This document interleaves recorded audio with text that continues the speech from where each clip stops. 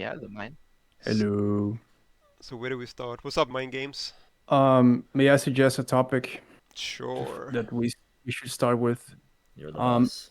should we talk about like right off the bat? PvP? Yeah, what do you guys think, in your opinion? Should Apogea be a game that is about more about PvP or PvE? We all know that the game is PvE right now. It is more towards PvE, right? Yep. But what should it be? What should be the ideal scenario here? Check my title. I don't know. Jimmy can cook first. If you want it, Jimmy. Sure. I don't really mind. As Ed said, I think in in the current state of Apogea, it seems very PvE, solely from the reason that you can clear the entire game without ever turning PvP on. That is desirable to some people. That's fine. It might even be desirable to the majority of people. I think that's still fine. But I think there is room to make so that Apogea can cater to both crowds in a way that's not too um, invasive, let's call it, and like it wouldn't encroach much into PvE players, and it would still satisfy the minority, sometimes loud minority PvP crowd, which I think is this panel here with me and Aeikz. But yeah, I think it's possible. Okay, I like that. Can I Same. give my 2 cents? Go ahead. Okay. I think that the game can be both. The way I see it is like we can marry both worlds, because I think the only thing that separates a PvP focused game and a PvE focused game is interaction between players, right? And the games that bridge these two gaps, like old school Tibia, or actually I don't know any other games where you can directly grief people like you could in old school Tibia. But the Um, games that do that, they what ends up happening is you lose one crowd. So you're choosing one of the sides, right? So well, I think the game can be both if we separate the worlds and we make the interaction between both worlds within the same world. You can opt to be the PvP guy because you're going to have some certain advantages, or you can opt to be the PvE guy and you're going to lose these advantages because we kind of want you to experiment with both. So in a certain way, it's slightly tilted towards PvP, but you can play both worlds if you so desire, right? That's the way I see it. Anyone can give their opinion on the matter. Would be cool. I mean, sure. Obviously, I mean that's what Apogea's been right now, and we haven't seen much PvP outside of like me and a few other people like activating and just having fun. Usually towards the end of the playtest, because then it doesn't matter really either if you lose things. Like in my eyes, I think still like it should be one in the same world, and there shouldn't be like an opt-in in that sense, which you are discussing. I know you like we talked a little bit before the stream, like you don't want like people who don't want PvP to be infringed at all on, so they can be in their own world, like you also said now. But I think like it depends. You want to keep it simple. You wouldn't want to complex it too much. But I mean, it worked kind of well in Tibia before people exploited. Like 7.4 was very exploitable because you could bring noob shards, for example, and do a lot of griefing. But yeah, it's the systems like I linked in the chat that maybe is possible to implement, but it's a hard like cookie to deal with, or whatever you want to say. Mm. A classic penny. You guys want to say something? Um, yeah. All I right. saw a comment in the chat about liking the TBS 7.4 version, and that's the one I'm like most too. And he mentioned like the possibility of PvP, and that's what like a balanced goal should be, in my opinion. Like having the possibility to PvP. I don't mind PvP, but I'm a PvE player, and I usually don't like games where you are forced to do like PvP, GVGs. Like you have to be in a guild to like battle for castles or stuff like that to get some specific rewards that you can only get from that. And I don't think that's good. for the game. But again, like that's my opinion. And I do like the way that it is right now, where you can like if you wake up and you feel like someone's bothering you too much, you can like start something with that person specifically, like do a like fight with him in a blue moon or something, or even like if there's no PvP, you can KS it. But I do like the possibility of PvP, not like in being forced to do PvP, but when I'm in the mood, like I can just fight people whenever. So kind of like it is Yeah, now, or I agree with that a lot, actually. I actually agree with that a lot. But let's keep going. Extreme Gamer want to say something, but he wants to say it in Portuguese. I can translate whatever he says. So what he said is like he wants PvP only areas or PvP enabled areas to happen more in the game, and he thinks that these bring an interesting balance in regards to like you're gonna think about going in there twice. You know, you're gonna think twice before going in there, and Taking some risk. yeah, there's some risk to go into these areas. And the thing is, look, the thing about PvP areas is that anything PvP related, in fact, is to the viewpoint of someone who doesn't like PvP. Like there's people like this out there. Every content that goes, look, you're missing out a lot if you don't go to the PvP areas, is content that is automatically excluded for these people. Whenever you make a mechanic that only rewards the people who want to do these mechanics, then you automatically exclude. The way I see it is like you either compromise fully in your game to make the mechanics circle around the PvP so that you know your target public, you know your target audience. It's like, oh, it's people who don't care about PvP, or you don't do this at all and you leave it completely optional in a way that you're not really losing much. I really do believe this. And this is the reason why PvP servers might be the solution for this in Apogea. Because I don't think that this type of content, the content that the game itself rewards you for doing PvP, is appease both worlds. I don't think it does. Every single content that creates a barrier between people who are willing to take PvP risks and people who are not is not going to appease both worlds. One of the groups is gonna not like the decision. I do have one opinion about that. I wanted to give the example of Diablo 4. They tried to do that like, with I forgot the name, but there are zones where you are like PvP open that you can kill other people, and they made sure that they were given no like specific rewards to that zone, so people that don't like PvP should not feel like they're missing on content. But what happened was, so PvP players never went to those zones, and then they were empty. So people that wanted PvP, they went there and found no one to PvP with because there also were no specific rewards for being there. So Yeah, it's yeah, exactly. I don't That's think it's exactly the possible problem. to The problem make is like if we don't impose PvP in a way that the player doesn't have that much choice, chances are that people are not gonna take the risk. They're just not gonna do it, even if the reward is really good, because there's a certain social aspect to PvP that we don't really see. It's not in the surface. It's deep, right? The social aspect has a lot to do with having to interact with another person. It's something that a lot of people are allergic to in MMORPGs.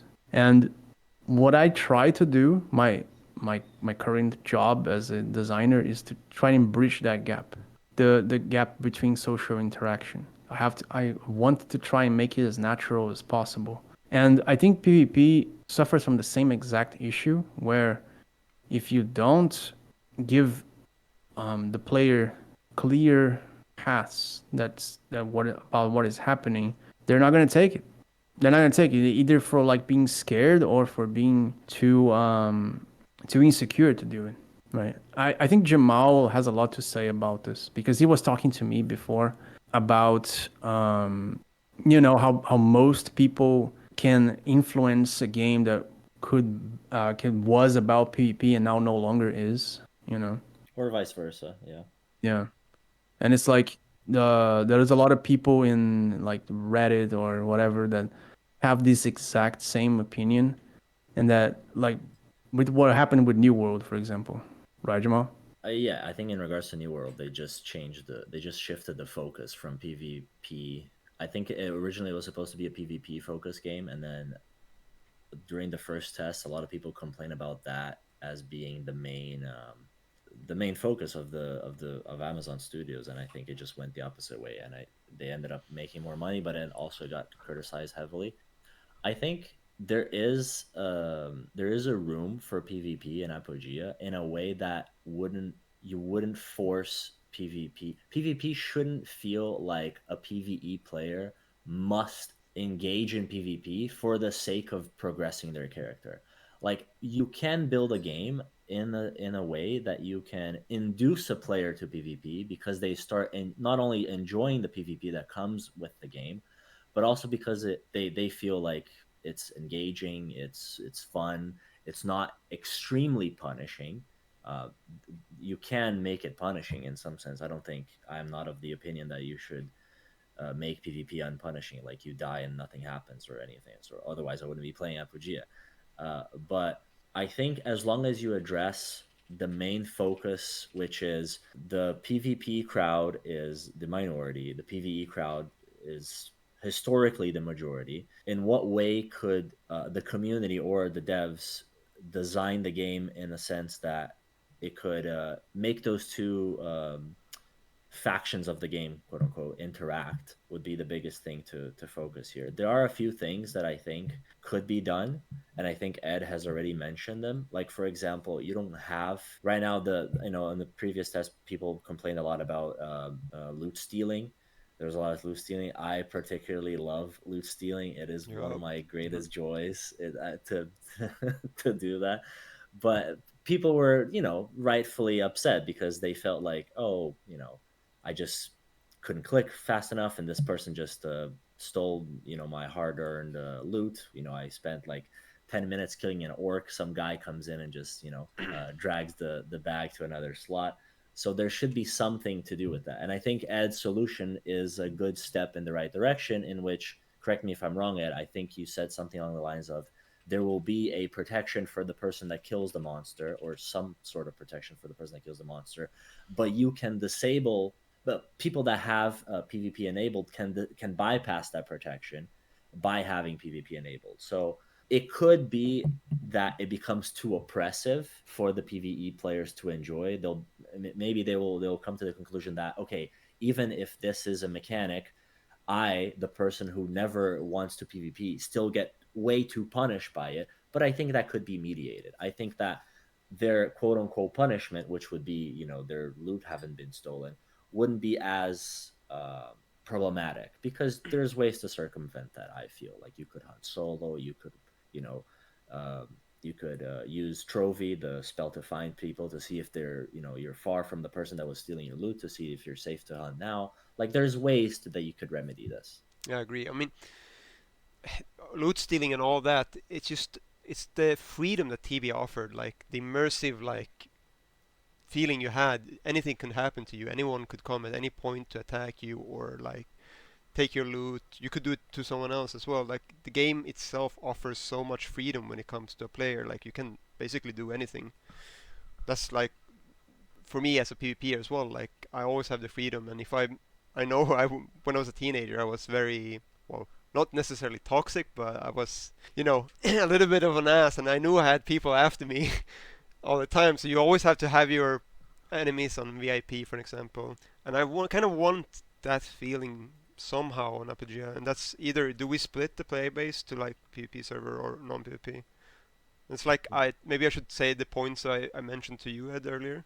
You make basically PvP on all the time, but if you don't participate and don't have any kills or unjustified kills, you don't lose your container or backpack, but you maybe lose a portion of your XP, not a lot. But as soon as you like participate in PvP, if you have a kill or if you're skulled, for example, you will lose like a little bit more of your XP and a chance on your loot, and always drop the container. So there's like May I bring a point to that? yeah. Yeah, yeah, If go that's ahead. okay. wouldn't that be easily exploitable though by people turning on PvP and simply not participating, thereby collecting the XP increase and simply just No, remaining a because PvE player? every time you so the skull system would work differently. So it would be like the PvP swap now. Now if you PvP swap, you're skulled immediately, right? So that way you have activated PvP still, but you don't have the actual so we have to make a different color of skull. So let's make it like white skull and gray skull or whatever. So white skull necessarily just means you are open for PvP. You take the XP reduction, but you get the XP gain. And we talked about M walls too, and body collision. Activating PvP will enable body collision and allowing you to use M wall for collision as well. So I had multiple points. But how does that address the fact that I can still just get the bonus of XP and not engage in PvP? Because that was like the original point, right? Can't this be exploitable? Is my point. No, because PvP will always be on regardless if you have the activation on or not. If you don't have it on, you can still get killed, but you will barely lose anything. Like if you get killed by PvPer, do you understand? So PvP will always be on for everyone. Yeah, I understand. I just think that from the PvE player's perspective, they would still see it as I'm still losing things, which I don't. So I didn't consent to. No, because you if you don't consent to it and you don't activate PvP, you won't lose your container. There's 0 chance of dropping gear, but you would at most drop. Either you don't drop anything or lose anything, or you drop a small portion of your XP. And it won't be too oppressive, but it will send you to temple, of course, and someone will attack you. It's still annoying. The biggest punishment is on the PKer or the PvPers, because they will get a frag or a skull. I like this one. Okay, so just to recap, just to make sure I understand your point, a PvE player would have his PvP on entirely at all times. Yeah. But then because he hasn't killed anyone, he would only lose a little bit of XP and not items and containers. Is that what your point is? So let me try to elaborate. So the PvP swap works like now you either participate in it or not. So if you activate, you're skulled. If you don't press the swap, you're just non-skulled. So it's gonna be the same. You're gonna stay non-skulled if you don't want to PvP, but people with skull can still attack you. But if they do so and you don't have any frags, you don't have any PvP under your belt, you will be sent to temple, and you won't lose anything. Right. But I'm saying maybe you lose a little bit of XP, but no gear and no containers. Like it's gonna be like the PvE death, right? The PvE death. Oh, okay. I think I get it. Yeah. Basically, what you're saying is it's kind of like that when Ed did the test in December, where PvP was enabled at all times, but you lost nothing. Yeah. You want that to be the default option for them. Yes. And then have PvP. Okay, I see what you mean. So I'm trying to kind of do it. So if someone is in your spawn or whatever, you have the option to send him to temple or away, but you're gonna take a punishment. It's gonna add to your let's say we use Tibia Skull system, but a modified version, whatever. We can get the details later, but you're still gonna get PC locked. You're gonna have a frag on your belt, and yeah, the guy you kill can call his friends. They can retaliate, and for him, it's not a big loss at that point. But it could start something. He could come with his friends, and suddenly you have a battle, and then the stakes are high. That's a good idea. Yeah. I also think that there's a bunch of shit that I think, but there's two main things that I have to take away from this idea, Aeikz. The first one is there needs to be choice. Okay, there needs to be a choice that the player is making. If the default state of the world isn't a choice that the player likes, then he's going to either stop playing or try to find a way where that's not the case. Sure. Right? And we also have to take into account that there's a majority of people, and that's proven by tests, that do not want to PvP. Yes. That's this is decided, right? This is not an argument. It's we can tell that the majority of people don't want to PvP. They're scared. I don't know what it is. It's they don't want to lose their progress. They don't want to die. It's too risky. Whatever. Can I add something? Yeah, go ahead. So a lot of that was based on gear loss. A lot of people don't like the fact that they lose their gear in the sense of gear progression, and some are worried about the XP. But That's why I'm trying to balance the thing. Like, as long as you don't Mm. infringe too much on the gear loss and XP, perhaps it's still okay, and it still opens up, if they're in a guild or whatever, it Look, opens up a chance for retaliation. I I don't think so. I'm Okay. just gonna say I don't think that's the case. I Mhm. think the reason why people don't want to PvP is because they're scared of losing whatever. It's not just loot. It's like XP. I don't know. It's they don't want to be punished for something that they don't enjoy. Of course. Right? That's it. That's it. It's my case. And It's my case. sorry, what? It's my case. Oh yeah, there you go. It's his case. It doesn't want to get punished for something he doesn't enjoy. He doesn't like doing. And the way that I solve this right now, this is the system that is in place right now. This is how I solved it. There's two worlds and they're in the same server. And you can go like, oh, I want to be part of world A, PvP enabled. No, hang on. I changed my mind. This world A sucks. I want to go back to world B, and you disable PvP. This is what I did. This is the system right now. And I am in a dilemma. My current dilemma goes as follows. I have a system that I know can work in the long run, but I'm insecure about it. I don't know if it's going to work. But the way I see it is like with time, people will start realizing this. They'll be like, oh, wait a second, we do have a PvP server. It's right here. I go /skull, which is a command you can do, by the way. You go /skull and you enable PvP and you that's it. You're in the PvP world now. And the problem that we have right now is that the PvE people that don't want to PvP commit, they grief, right? Mhm. The PvE people grief and they have no real punishment, and that generates frustration between players. Yeah. And then they want to have some system that to use to reduce that, which is non-negotiable right now. It's like, well, like, what do you do? What do you do? Someone griefs you. They have PvP disabled. What do you do?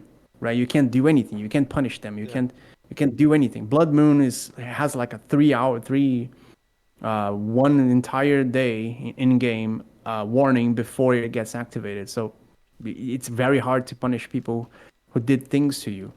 That's the frustration of the PvP player, Mhm. right? The frustration of the PvE player is I'm being stripped from certain advantages, and sometimes I have to stay in PZ and wait. Yeah.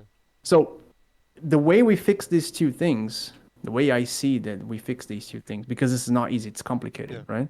Is by either committing to one side or creating more incentives for things for bridges to be gapped.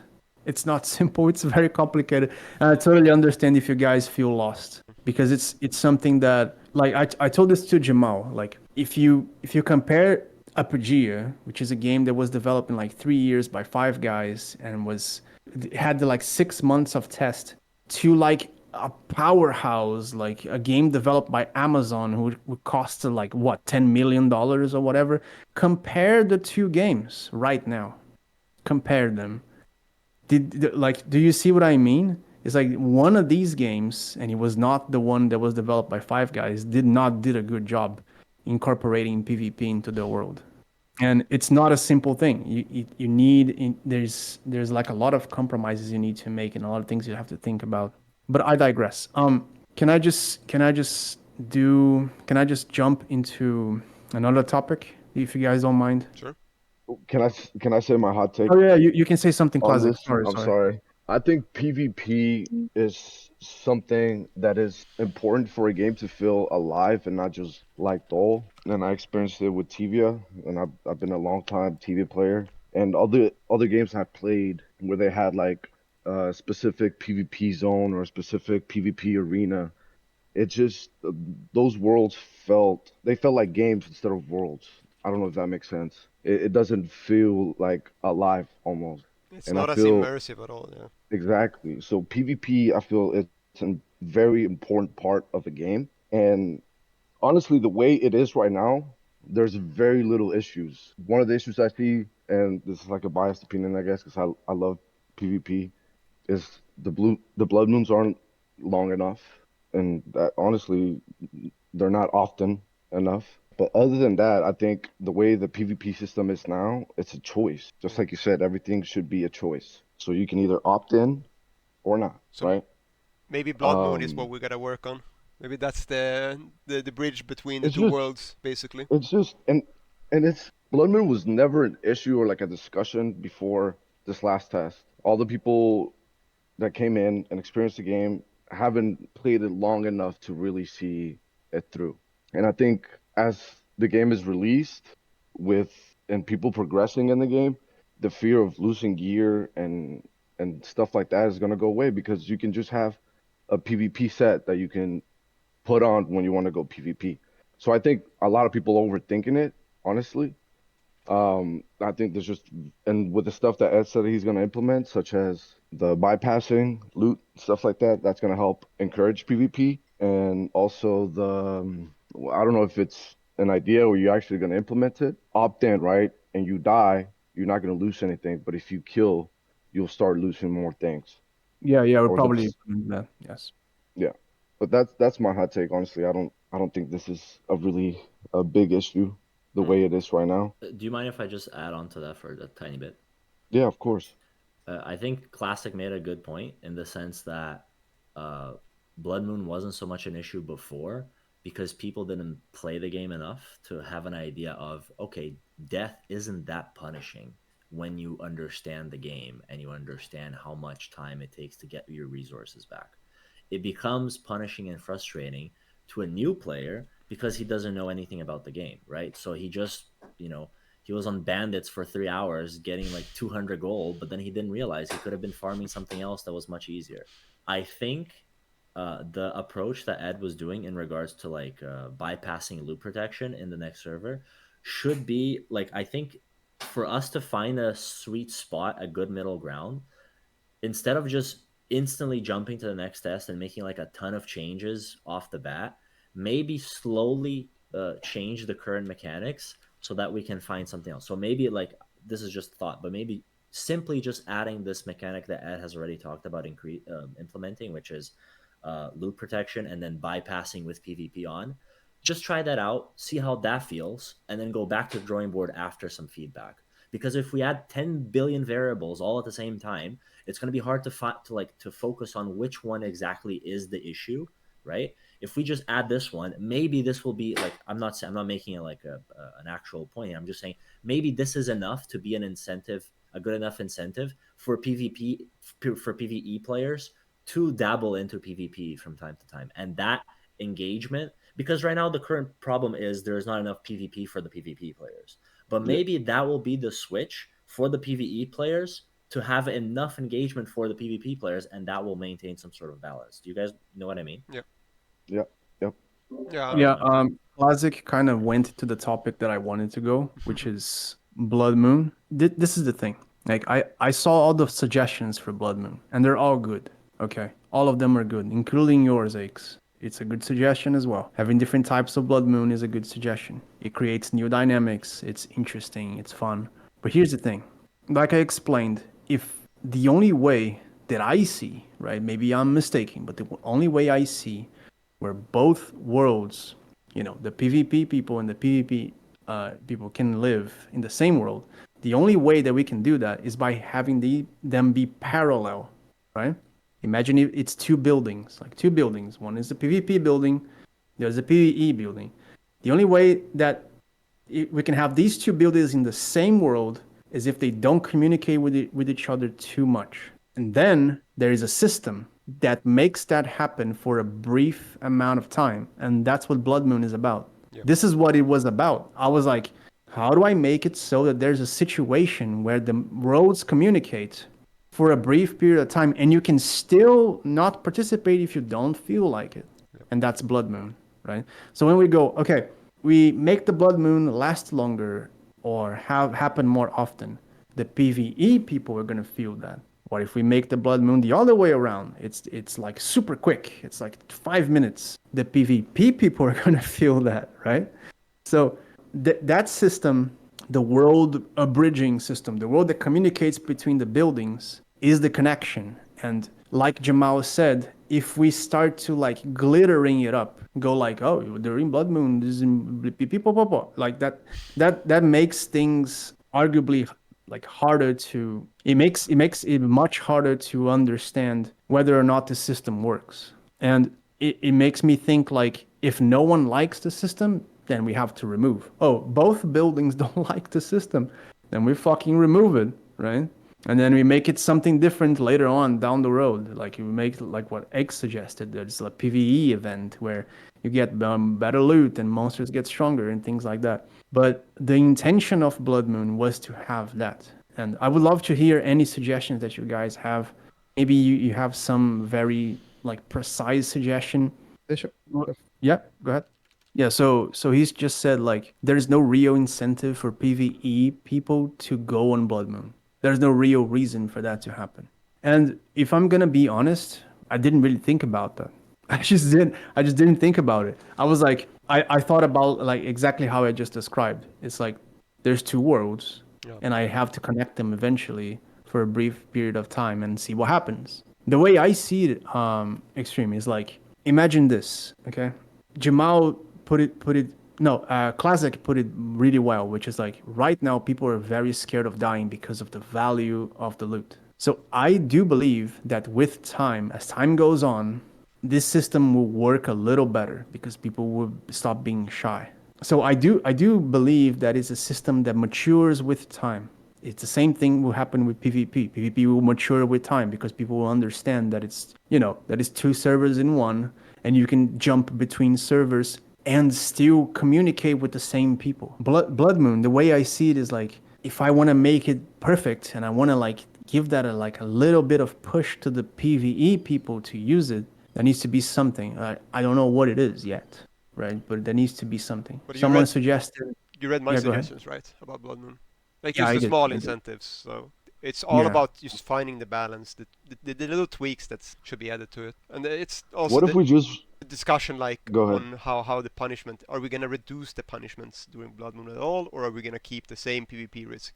Is it gonna be as high? So those We are all didn't the change tweaks. anything. Yet. Yeah. No, Didn't no, change anything. Yet. no, not yet. Exactly. This is weird. It's a theory, like, or hypothetical, like a thought right now. What should it be eventually? Maybe. I have a few cents of It opinion. maybe it makes sense, but it's like like I said, without punishment, there's no tension. Without Exactly, tension, there's no reason to exist. So What I'm saying is, during Blood Moon, should we reduce it a little bit to invite PvE more, or should we just keep it a high risk, high okay, reward no, type of thing? look. You're just looking at the issue. Mhm. You're just looking at the issue. You're just going like, there's an issue. PvE players are not participating. Yeah. Okay, but why should they? You have to answer that fairly, question yes. first.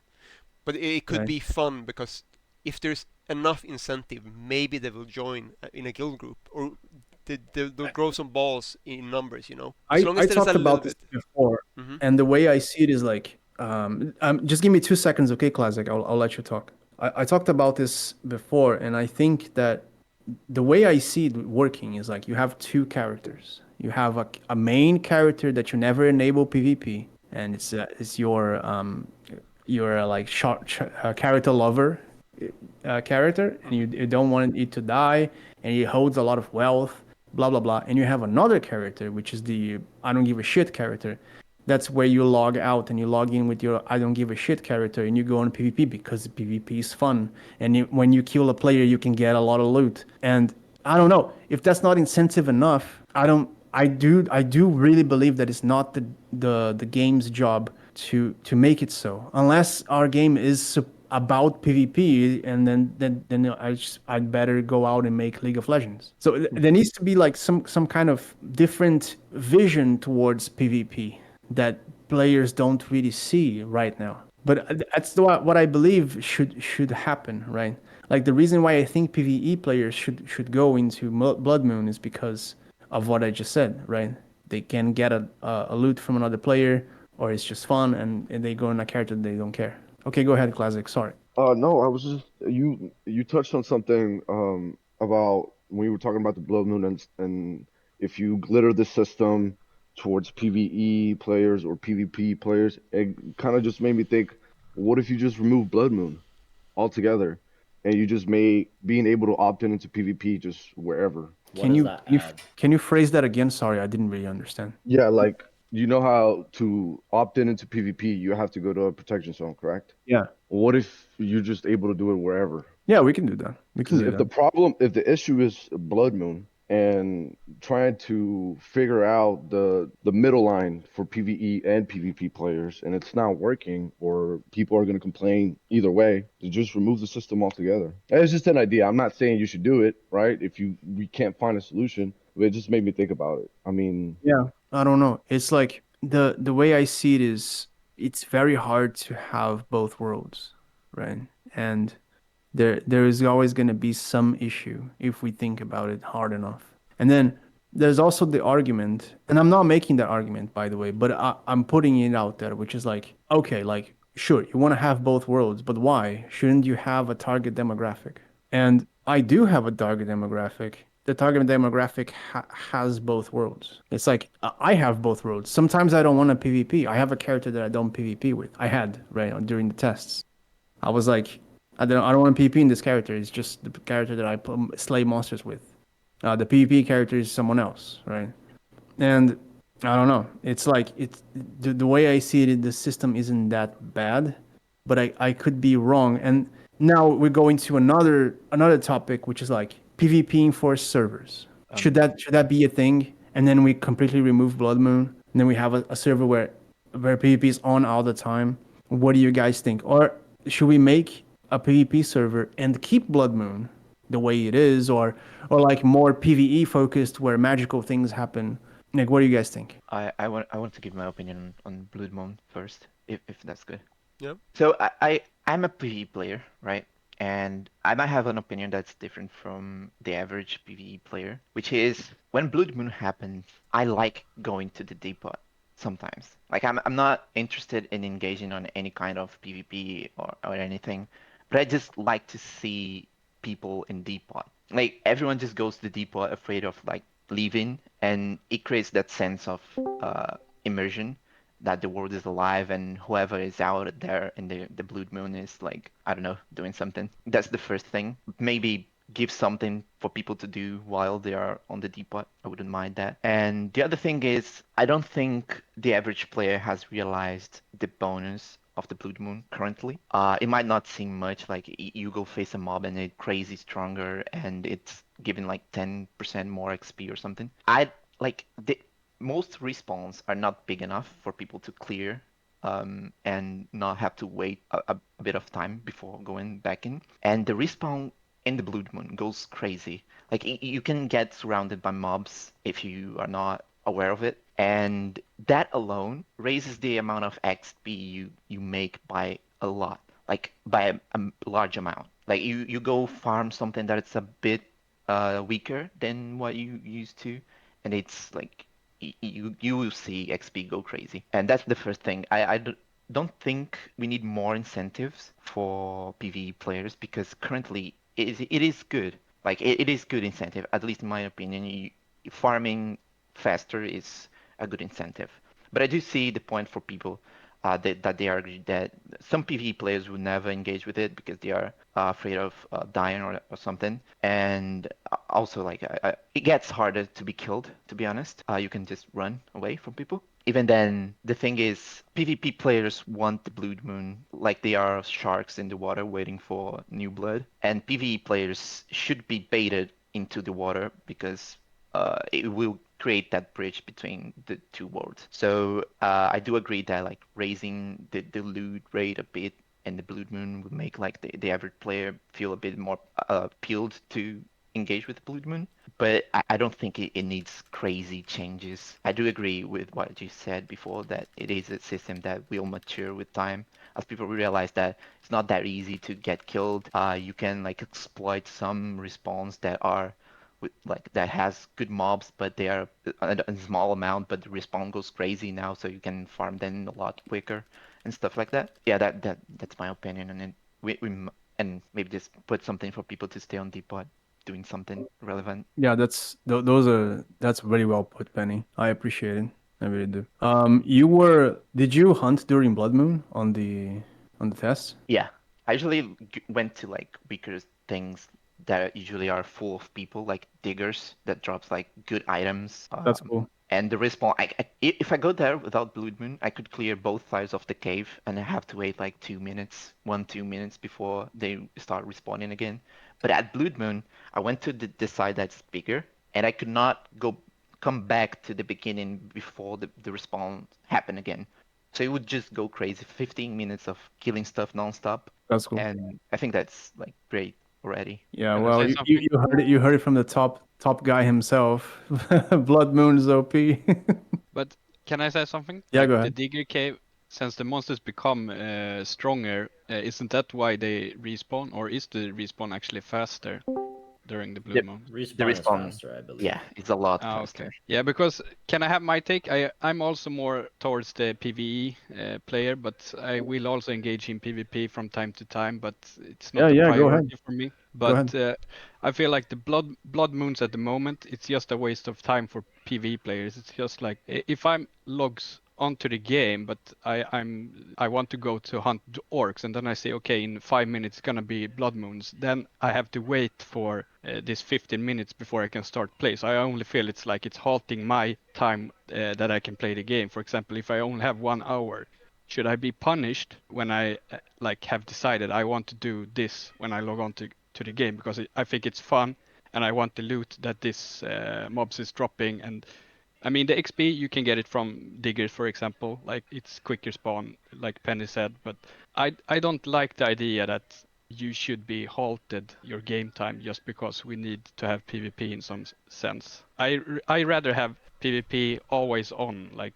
they have in Tibia, like you put on the skull and you can attack whoever you want. You don't really need to go to the depot and turn on your PvP. Like I am a PvE player, but I'm not afraid of being jumped. I actually enjoy that feeling. Like I have something that I need to be cautious about. So if we just made an enforced PvP server, you would play that, right? Yeah. I will always go for like the PvP option, even though it's not my main priority, because it is fun to play PvP from time to time. But I don't want it to be some kind of system where it's like catered for people that like PvP and griefing other players just because they just want to have fun.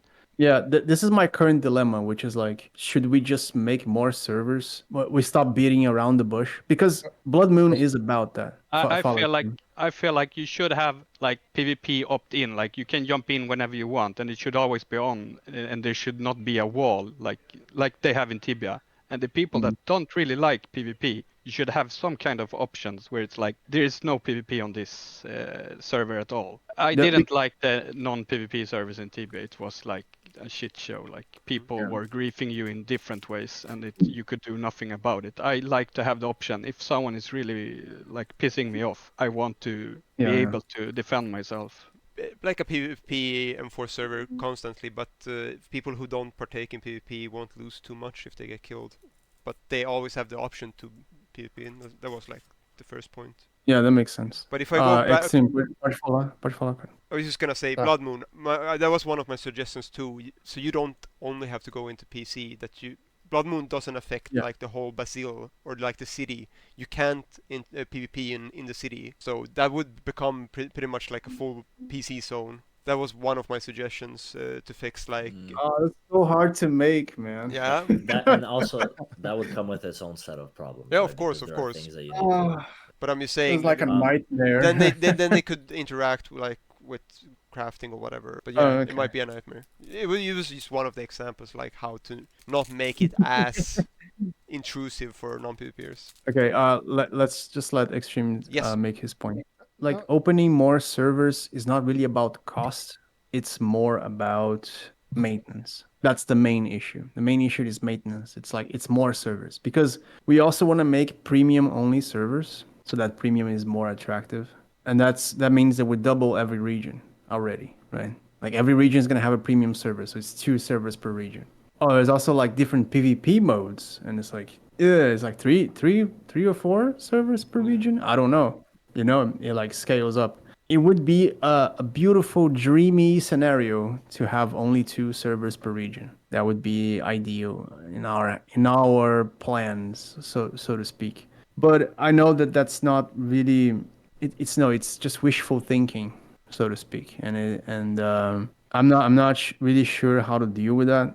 I'm not really sure. And we're back at But my first point. which is to make a server that you can Always kill PvP. anyone at any time. Yes. Can I continue a little bit on that too? Because that also Yeah, changes go the ahead. social aspect of the game.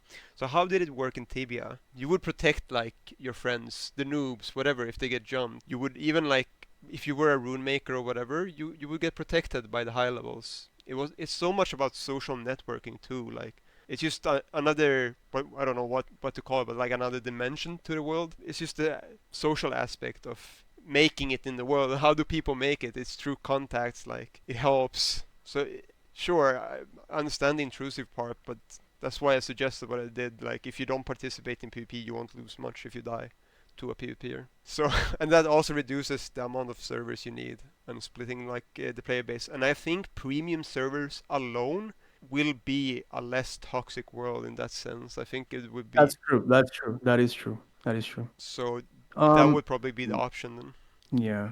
for more The thing PvE. is, okay, the problem with your suggestion, Aeikz, Mhm. is that like believe it or not, it actually waters down Yeah. the PvP system. It does. It's like, oh, there's a situation where we just give you a pat on the head and go like, be careful, little player. This time around, you're not gonna lose any loot, but it does water it down. I'm not saying that that's the end of the world. No, I'm just I'm trying saying to how it is. find a solution for people who don't want to participate in PvP Yeah. instead. I understand. I understand.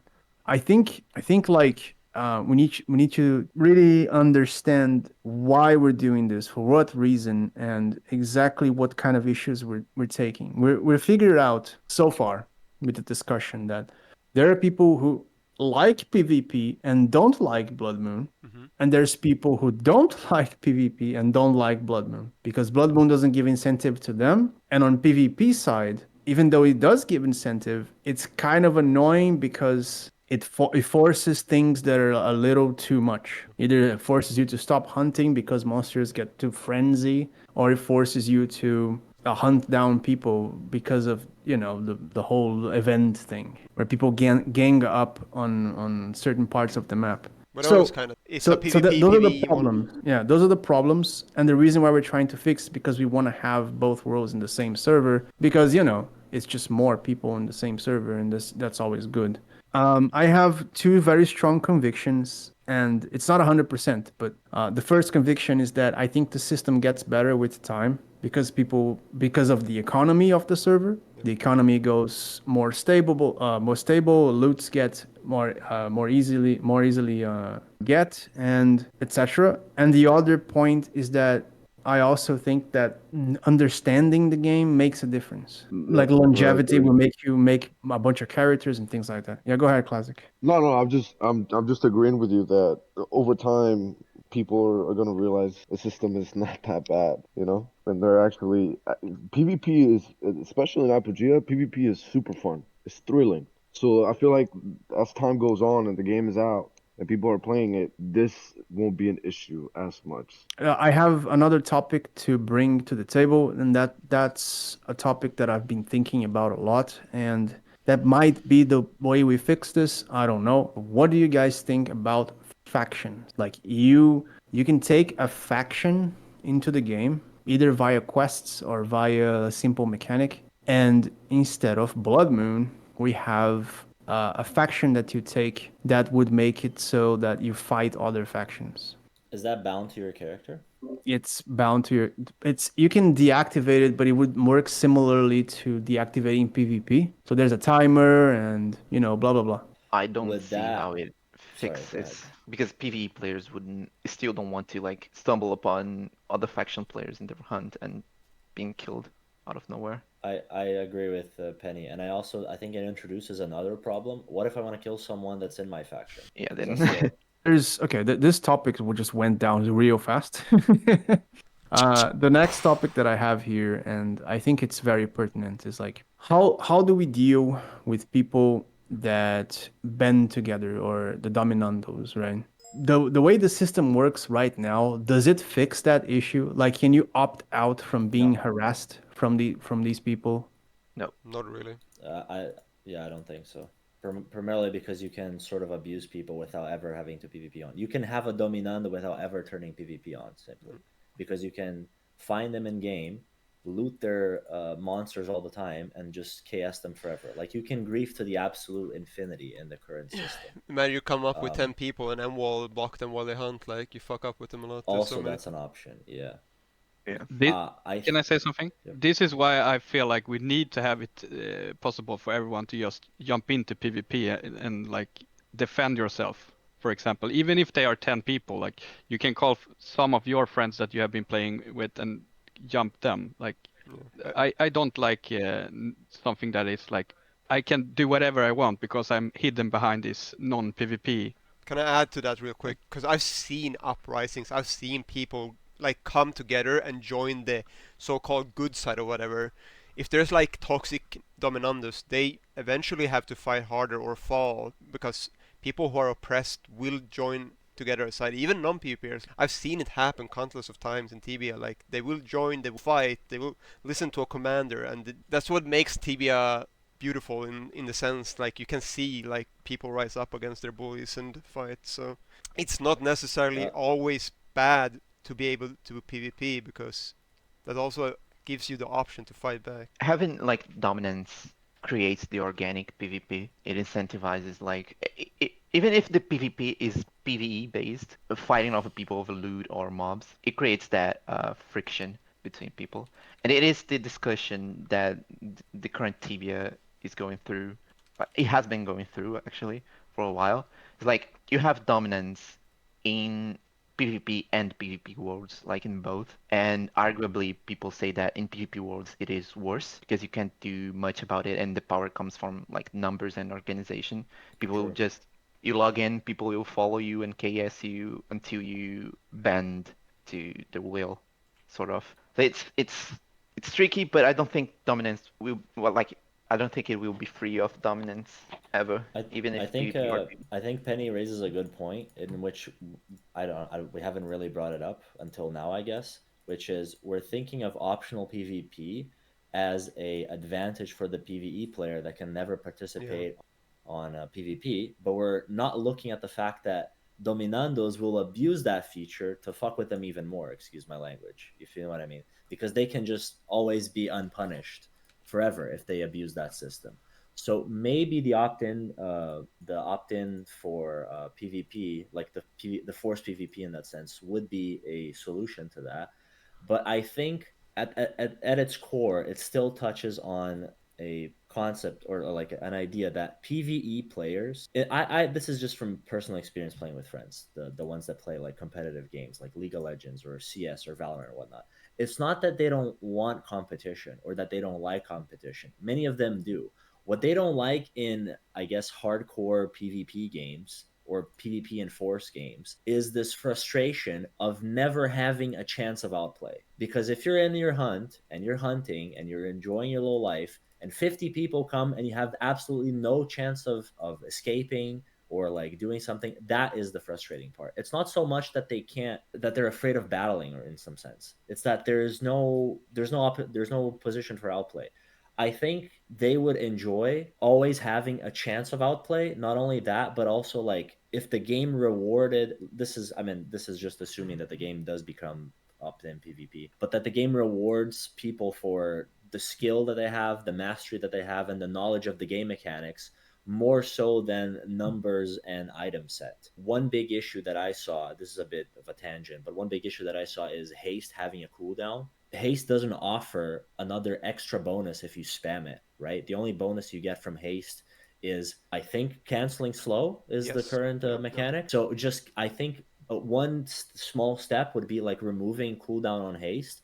That would give more outplay opportunities for the underdog, for the person that's getting ganged up upon, right? Like if 5 people are spamming slow on you, you can, if they don't do that correctly, you can outplay them by removing slow and just potentially escaping. But small little mechanics like that. But in regards to the main focus, yeah, I think optional PvE could be exploited in this way that Penny said, that people can just follow you to eternity, right? And because of the mechanic that you can find people in the game, they could like abuse, they could make your game oppressive to the point that there's no counterplay, right? Because you can't do anything to them. they can come and, like I said, they can M-wall you, they can KS, they can loot steal, and that could be a never-ending spiral that I think we should address obviously before release, right? Because Yeah. that in itself could hurt a lot of people's I'm not gonna say feelings, but it could hurt a lot of people's perspective of the Oh game. no, my Because I think feelings. yeah, I think Apogea has a lot to offer to the general public. I think there's a lot of charm that, Ed took inspiration from Tibia and other games and whatnot. And I think it could be modeled in a way that other people could enjoy it, because Tibia in itself was a very niche game for most people. In NA, people played RuneScape way more than they played Tibia, and there's other games that always became famous. But Tibia maintained its popularity because of its niche, and I think that niche could be expanded to a bigger audience if we address these these core problems. All right. So that brings us Yeah. to democracy and how do we deal with griefing? Yeah, it's like the question of does like dominando harassment gets fixed with PvP was kind of more like a rhetorical one, because I always said, I've said since the beginning, I don't think that's fixable with systems. I think it's fixable via community management, right? Yep. It's moderation, it's like paying attention to what's happening, paying attention to like, you know, like what are the players reporting, like what's going on in the servers, right? And then deciding the fate of these people through the community itself. But I just wanted to see if like we have some insight towards that, like maybe one of you guys can have a very good solution for these kinds of things that involves PvP and wars in general. Because the way that we did things right now is we have very simple systems laid out, right? We have the PvP system, we have the Blood Moon, and we have guild and housing. And these things, they interact with each other as much as they're like independent systems. They're kind of interacting with each other right now. And the moment we go, okay, let's make Blood Moon be very specific, that might not be the case. They might stop communicating. And I think that we need to be very careful, very, very careful. Sometimes it's better to even remove a system than to make it like super convoluted. But yeah, I think that when it comes to Dominandos, it's complicated. It needs to be a social solution rather than a systems one. Which brings me to my next point that I wanted to talk about, and Nice transition. that doesn't have too much to do with PvP, but rather grinding. And it does have a little bit to do with PvP. And that is, what do we do with people who just hunt the same very weak mob over and over for hours on low faith? Do we do something about it, or do we just leave it as is? Honest opinion, it should live as is. However, what a feeling I have is that some mobs are unbalanced on the amount of XP they give. Like mobs like Sunskins, they have an abundance and they're not that strong and they give way too much XP in my opinion. Also, like Orc Infantry is not that strong. People were hunting them very early in the game and they also give too much XP, but they have less availability because that hunt's always full. I do like the idea of hunting the same thing, like Tibia was, right? If I wanted to kill Rotorms until level 70, I could. However, they give such low XP that I'm incentivized to go hunt something a little bit stronger and like in a sustainable way. So I do agree with that. However, my take, in my opinion, currently is that some mobs are too weak and give too much XP. Some stronger mobs don't have the same availability of like numbers as they have. Like if you go to the cathedral, hunt some monks or stuff, they also actually have a good amount, but you can clear the whole monastery and have to wait for the respawn. While Sunskins, if you go alone, you probably will never break the respawn ever. But yeah, that's my thing. I think Yeah, I mean, in the end, Sunskins were very contested though. There's a lot of people there, and more often than not, it was just too busy to be a viable spawn. Just because it was good, everyone figured it out eventually that it was one of the best spawns to be at. I mean, Yeah. isn't that spawn really big? I felt like it was only a portion of that spawn that actually was contested. If you went Yeah. to, is it the west side? It was nobody there. There was people, Yeah, but I sometimes really people big. run because there's more enchanters there, which makes it more Yeah, scary. true. That's why. but at the end of the game, Mm. I had the feeling that if I stayed on Sunskins every time I was playing, I would be like level 50 or something. Even contested, the west part of the mountain was Yeah. not that contested No, at it all wasn't because of as the contested. enchanters. No, that's true. Yeah, that's essentially what I told Jamal, which was like the way I see it is like there needs to be certain parts of the which is this has a lot to do with getting into risk, right? Because the reason why this has something to do with PvP is because once you disable PvP, you essentially die twice whenever you die, in terms of experience, that is. Then Jamal said, okay, but what do we do when people just don't take any risks? And I said, and I countered his point saying that if you can play without taking any risks for the entirety of Apogea, then I'm not doing a good job, because I think that there needs to be risk even if you never enable PvP. There needs to be situations where you're risking yourself for a greater reward. Like, you can't do a hard quest without facing a hard monster. And even if you could, there needs to be some barrier, some kind of barrier. I don't know exactly what. We made it so that there's certain quests that you can't do when you're too high level. That is a real mechanic that is in the game. It's like, I think, one or two quests that you can't do if you're like level, I don't know, level 30, and then it's a level 5 quest. You just can't do the quest for that specific reason. Because I want to have steps where risk happens even though you're not having PvP enabled, right? Which is an incentive to enable PvP, because then if you die, it's not dying twice. This essentially like brings me to another topic, which is Apogea does have a slight tilt towards PvP and taking risks, right? It's the design philosophy. It's the formula that I found through old school video games. I'm saying old school video games because I'm tired of saying old school Tibia, by the way. It's the formula that I've found through trying to replicate that, and it's like the game needs to have constant risk so that it's challenging enough for you to feel different while you're playing it. That's the thing. It's like, I want you to feel that the game matters, that death matters. I want you to be scared when you see a monster that's like really fucking strong.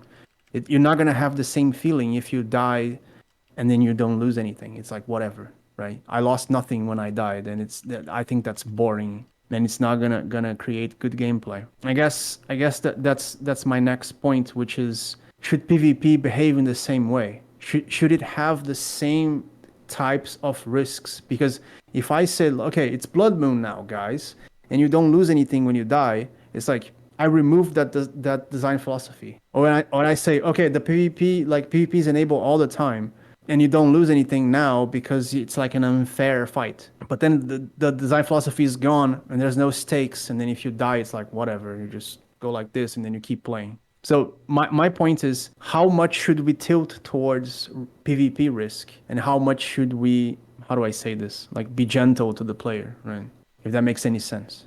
Okay, so your argument is in favor of like protective systems, right? It's like, oh, if I died to like a high level, I should not be as punished as if I died to a low level. Yes. I like I that. don't like that. Being honest, that can be abusable. Like, people can have like low level characters and just go grief people, and then if people kill it, then that character will lose nothing.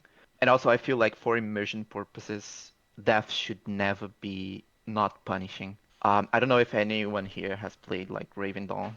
It has almost no punishment on death. Yeah. You could kill people in the hunt that were annoying you, but since they lost nothing, they just keep coming back and back and back, and it's just annoying. Even like skirmishes with like small groups of people, they would just the fight would only end when no one could leave temple because you just don't care about dying. So I think deaths should always be punishing Yeah. in both PvP and PvE. Can I add to that then? Because I talked about the system, so you either activate PvP and you open up to the whatever white skull, and this is in a scenario where when we have full PvP regardless, but with the system I said. So if you don't have the toggle PvP on and you get killed by, for example, level 100 or whatever, and you're at level 20, you will lose less. But if you're the aggressor, if your PvP activated is at level 20, and then you get killed by 100, you will lose the full amount or whatever. Then you have made the choice to like attack or be activated. You're in preparation of like let's say you go in a group with 10 level 20s and you have PvP activated because you're gonna jump this level 100 whatever, and you will still, if you activate it, you lose the full percentage or whatever. All the losses apply to you. So that's kind of what I'm thinking with the system in place. And then we have the aspect of also. Okay, I'm not gonna expand on it, but yeah, that's what I said. But like, why would you ever activate it? For what reason? Because if you're 10 people and you want to kill level 100, you need to activate it. Oh, okay. So you can't attack unless you have it enabled. So Mm. if you want to be in peace and you don't have it activated, level 100 can come and kill you, but you won't lose as much or anything at all, because the difference between you and the 100 is too dispersed. I don't know, man. I'm so incredibly sure that people would not like this. Yeah. Like, there's probably people here in the call that would not like this. I don't think it should be honest- matter if you die. If you die, you die. I don't think there should be less punishment because you're lower level. I think if you die, you decided to fight, you lose. You should both risk same thing. Does that make sense?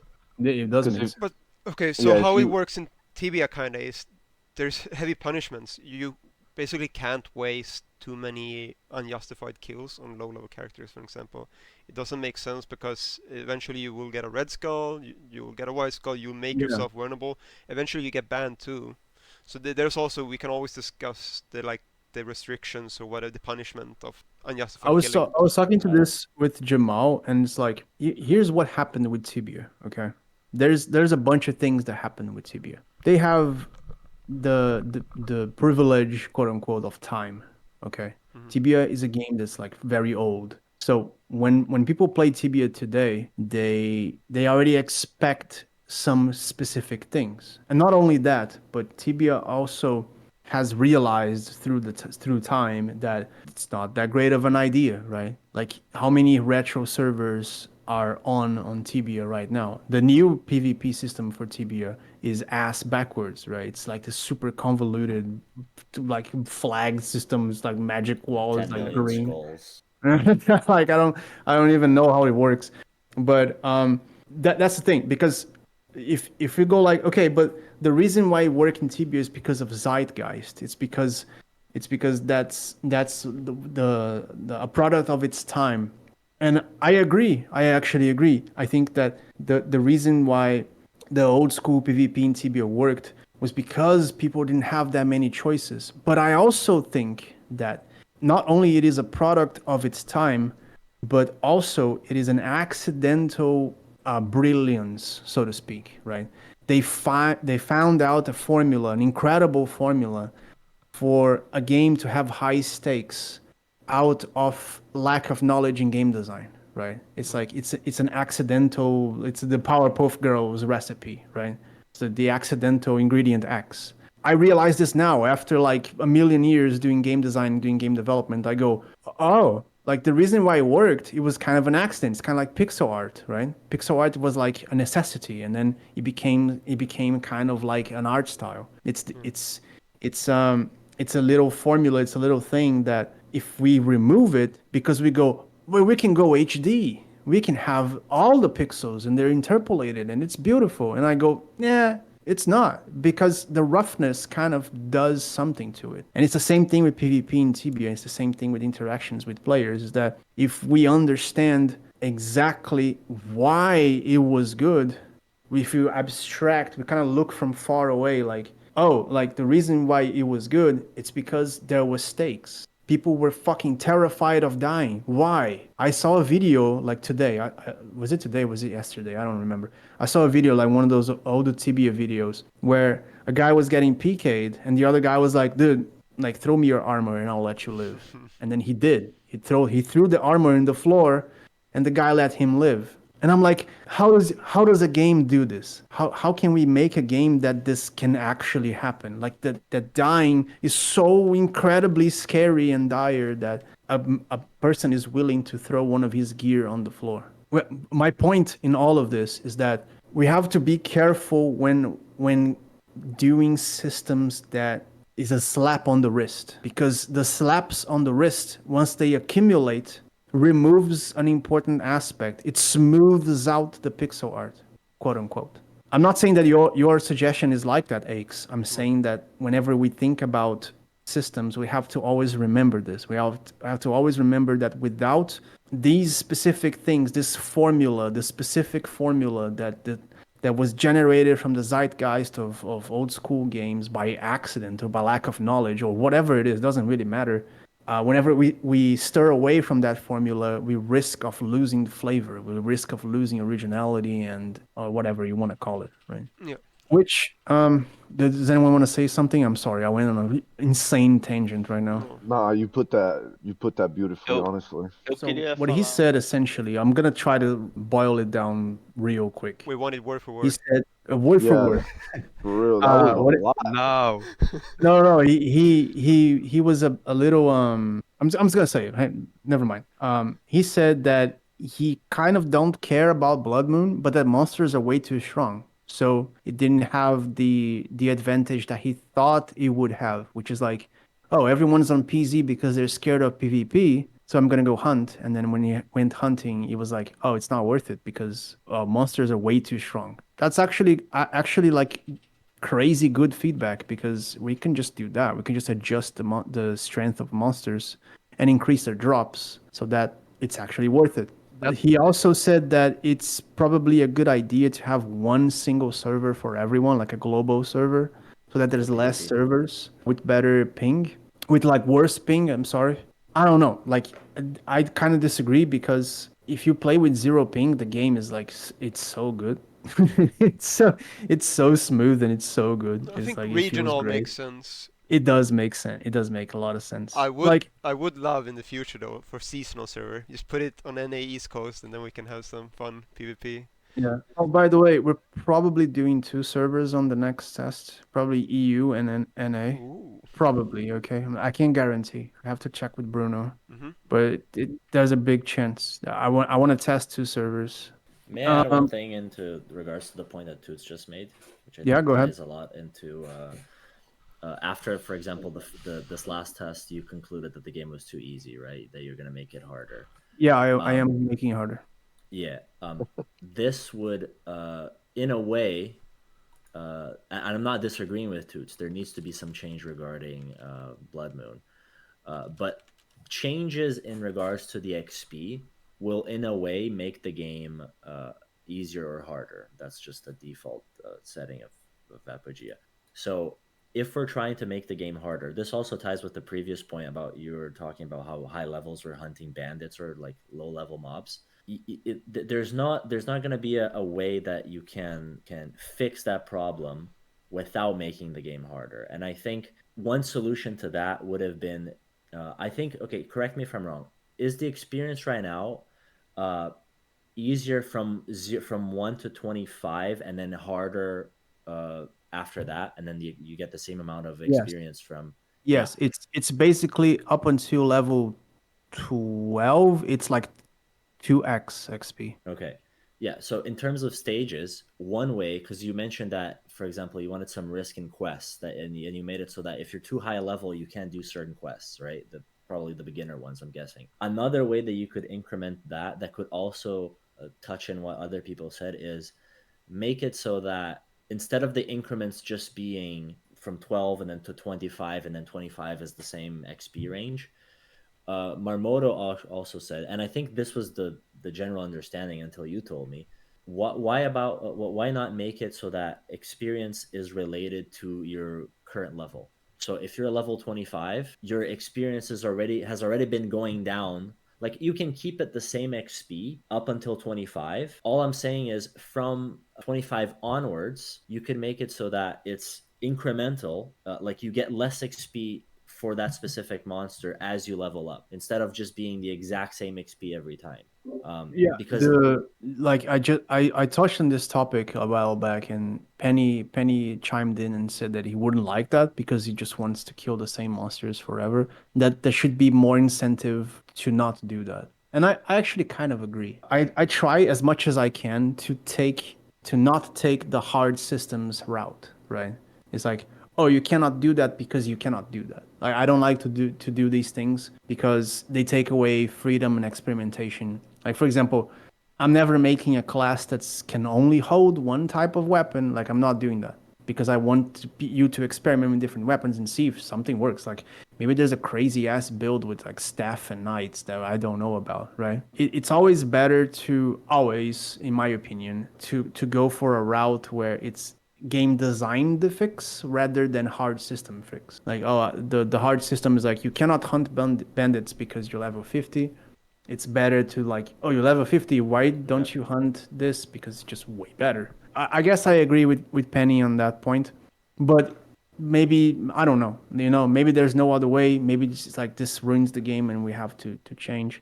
I don't know. I genuinely do not know. But my objective, my goal is to make a game where everyone has this following experience. You start the game, you level up pretty quickly, and then you start to unlock things, and then you rise the ranks of creatures you're killing because you're getting better loot. You know, similar to the Rookguard experience. Eventually, you reach some kind of plateau that's like super hard. It's usually around level 13, level 12, and then you start doing quests because you kind of get a little hard stuck there. And then the quest will give you a lot of money. The money will convert into resources. The resources will convert into levels because you're going to spend on pots, etc. Until level 24, where you become a god. And then things get... The playing field gets leveled because you unlock the final mastery. And at the same time, XP is like much lower. So you get incentivized to go kill cave trolls now, rather than kill bandits. That's the experience I want for everyone. And if it's not like this right now, I need to fix. But we went on a bit of a tangent. I think Tux wanted to say something about Blood Moon, if I'm not mistaken. So I'm going to translate this. He just suggested that ideally during PvP, loot drop should be related to the amount of people you kill. And we actually suggested this before, right? We suggested a mechanic that's like exactly like this. Like when you kill a player, when you flag PvP, it's like actually 0% on your equip drop, but your container drop is still 100%. But equip drop is 0%, and then each player you kill gives you 15%, and then at 5 or something becomes 100%, and you get different skulls depending on the amount of players you killed. Yeah, exactly. Kind of what I wanted to cook. I just didn't make a formula. Like I think you can probably cook on a decent formula. It's not additive, but maybe multiplicative, like from the loss. That Yeah, sounds very good. I think we went through all the topics. I think we did. We talked about everything. We talked about suggesting for mechanics, the dilemma with the PvP mechanic, the Blood Moon, the enforced servers. Which do we all agree that PvP enforced servers is actually the last resort, or does someone here just wants them? It's like, oh, we need them. Like honestly, I would like a fix. Like just have it on the same server. I think it brings a lot to the table. Yeah. I want both worlds to collide. Yeah. Honestly. I also want both worlds to collide. Yeah. I Yeah. don't think you should divide the player base. Did you think anything else about democracy and how you would apply that to the game?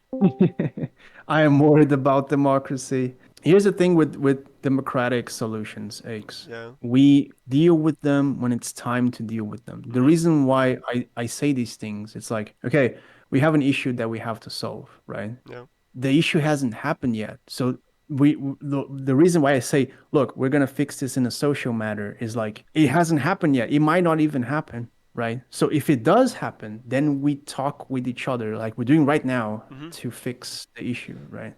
And then we'll all come to a conclusion, even if it's like all over the place. Someone says do this, someone says do that. We're going to come to a conclusion through democratic systems. Right. And I only say this exact word, democratic, because it's going to be something like that. It's going to be vote.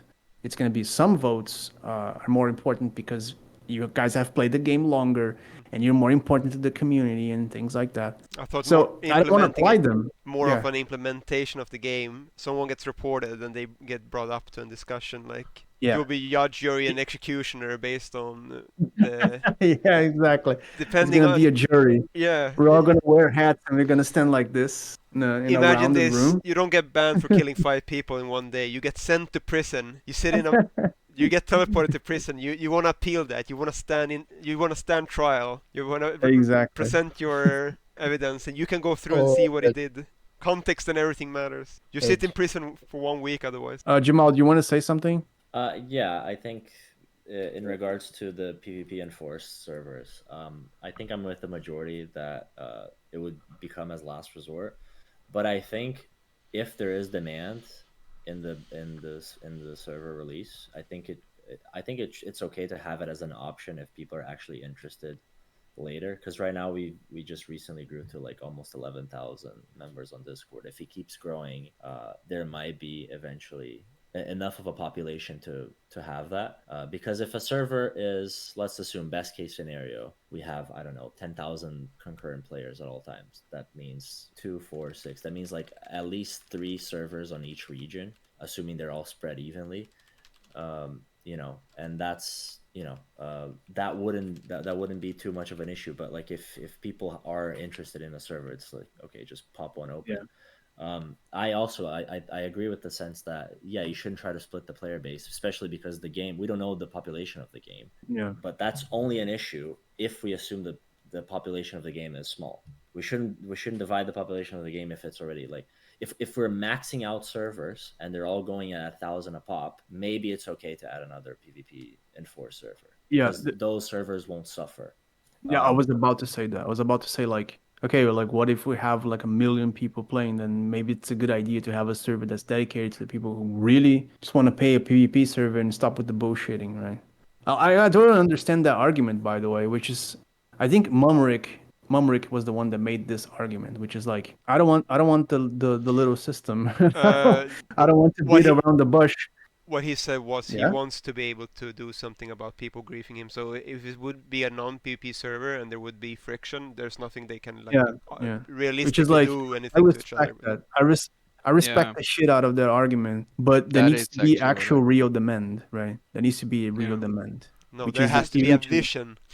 No. It's not really a vision. It's actual real demand, because the problem with opening more servers isn't exactly money. The problem with opening more servers is actually infrastructure and maintenance, right? It's like if we have a real demand for that, then it's like, okay, let's do it, right? But if it's a minority and it's a small minority, then it's a bigger problem. But at the same time, I'm not gonna disregard it like it's like whatever, you're just a minority and then we move on, because then we just characterize the game and it pushes off the fringe where we go, well, why not just adding like more PvE friendly features then, and then we just start doing that, right? And that's the whole argument here. The whole argument is that we need to keep within the boundaries, and then we expand either to one side or to another side, but never to both the same. The Twin Towers. I guess I made my point. Just to touch on this thing, Yeah, go ahead. when you were talking about Dominandos, I think one problem that might arise from having the position of let's deal it when the problem happens is the fact of the nature of MMORPGs. If this problem arises after the game has released, we can't reset it. Like, you're not one, even though we might have a democratic solution, one of the options is not going to be let's restart the server and everyone gets their character wiped. You know what I mean? So I sympathize with this democratic idea that, yeah, we should have a voice and whatnot, but also I think there should be at least some sort of guideline before the server gets released for how to deal with these things, because MMORPGs, it's their beauty and it's also their downfall. They never reset. You play League of Legends, you have a 10k gold advantage, you win the game is over. Here you can snowball forever, right? And if you're a Dominando guild, or if you're having some sort of competition with someone else, it's only going to keep growing. And if you defeat them in some way, not only it's only going to keep growing, it's going to snowball. Okay. And that snowballing is not getting erased. You know what I mean? I have two questions.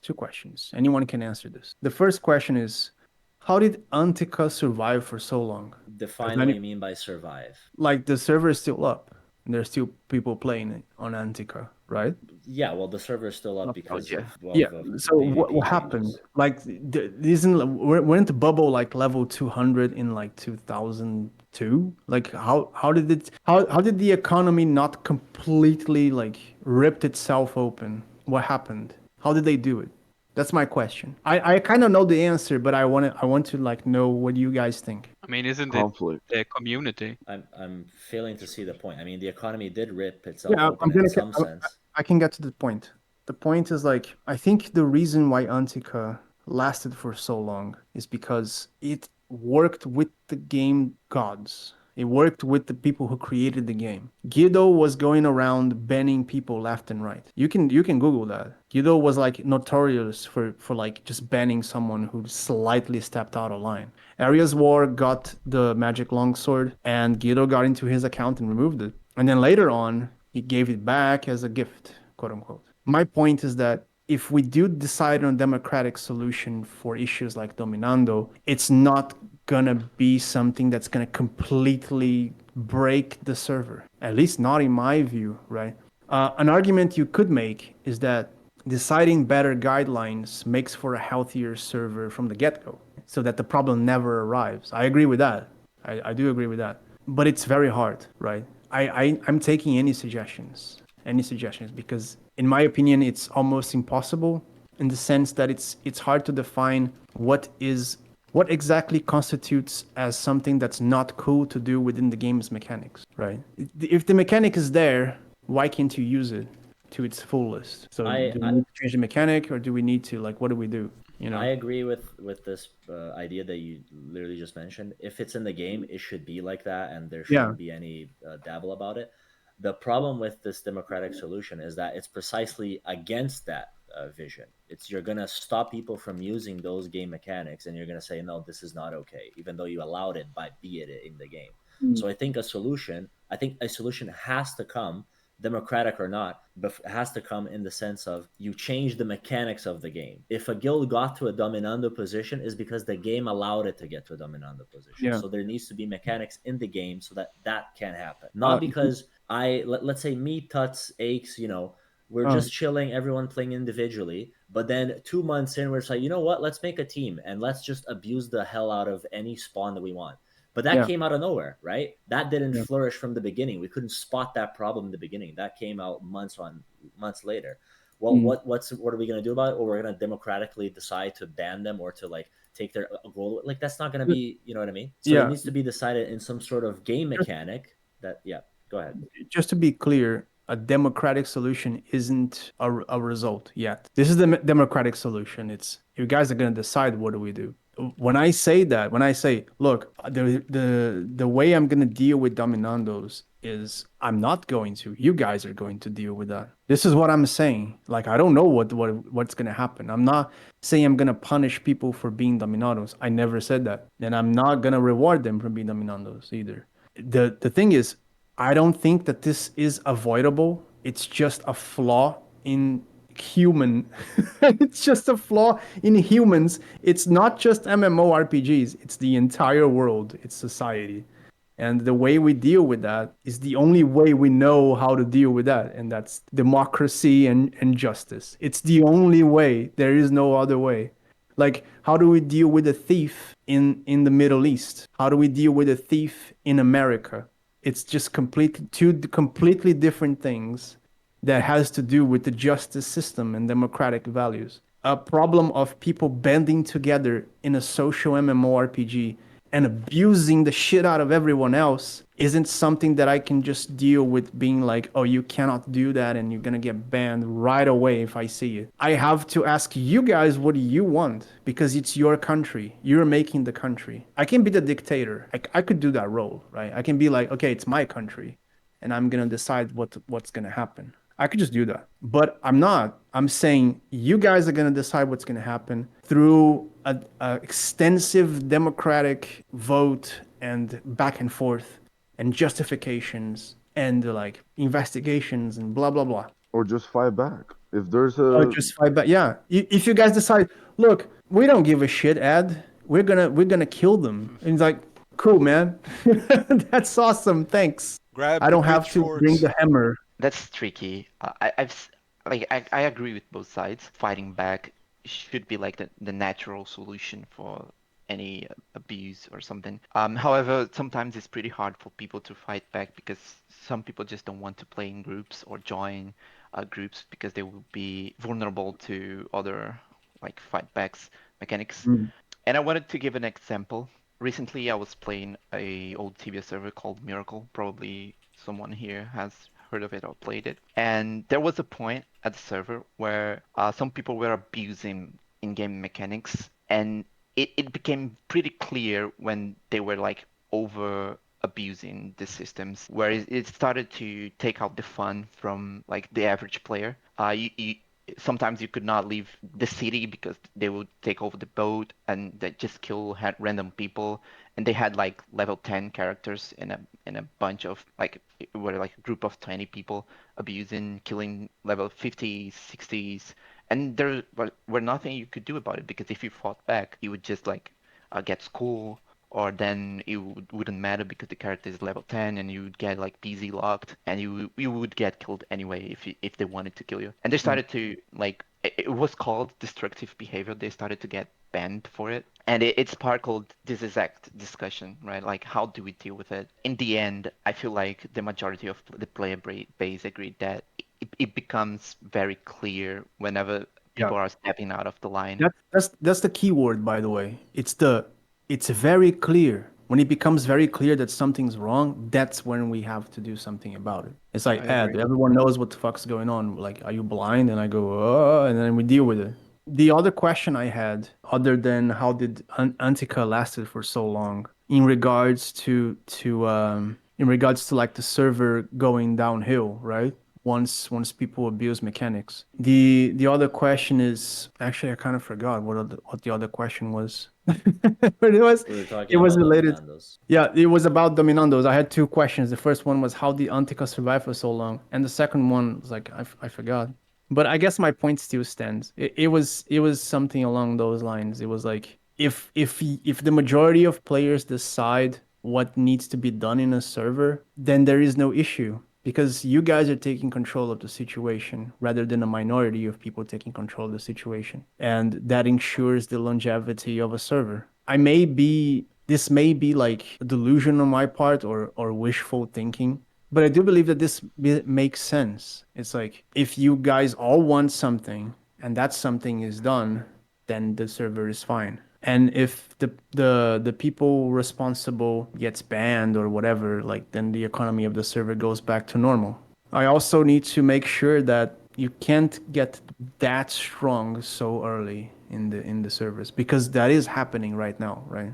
It's very very It's a big fast. problem. So yeah. Yeah, I think a knowledge creep, a knowledge difference is starting to show, and it's going to be even more prevalent on release because I think I mean, it's obvious for everyone that if you play the game and then you reset it and you're playing with new people, the people that played the game before already have all the knowledge, so they know what to do. It's basically like a level up, but in the sense of you know what to do, right? You're not figuring out any. That's probably something that I think at some point to be addressed. We don't have to do it now, of course, but like to what extent testing should be limited, because right now people are just using that as like more experience. I don't mean like in-game experience, but just like your knowledge of the game.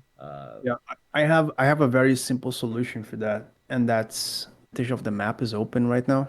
Once we open the rest of the map, I'm going to change a lot of things. That's going to happen around launch. I'm going to open the northern part of the map now for the next test, right? And I'm going to try to introduce a new there's way too many people in the server. So there's going to be 3 spawn areas now. The plains, the city, and the north. On launch, I'm gonna open everything else, and when I do that, I'm gonna shift around quests. I'm gonna change things. It's gonna feel, or I hope that it does feel like you're playing for the first time. And yeah, I think that's one way of fixing it. It's one way of making sure that knowledge isn't an insane weapon. Once we make the game for real, then you don't really have the same weapons that you did before. Extreme doesn't think it's a problem because eventually, like, there's gonna be wikis and new people coming in and all that.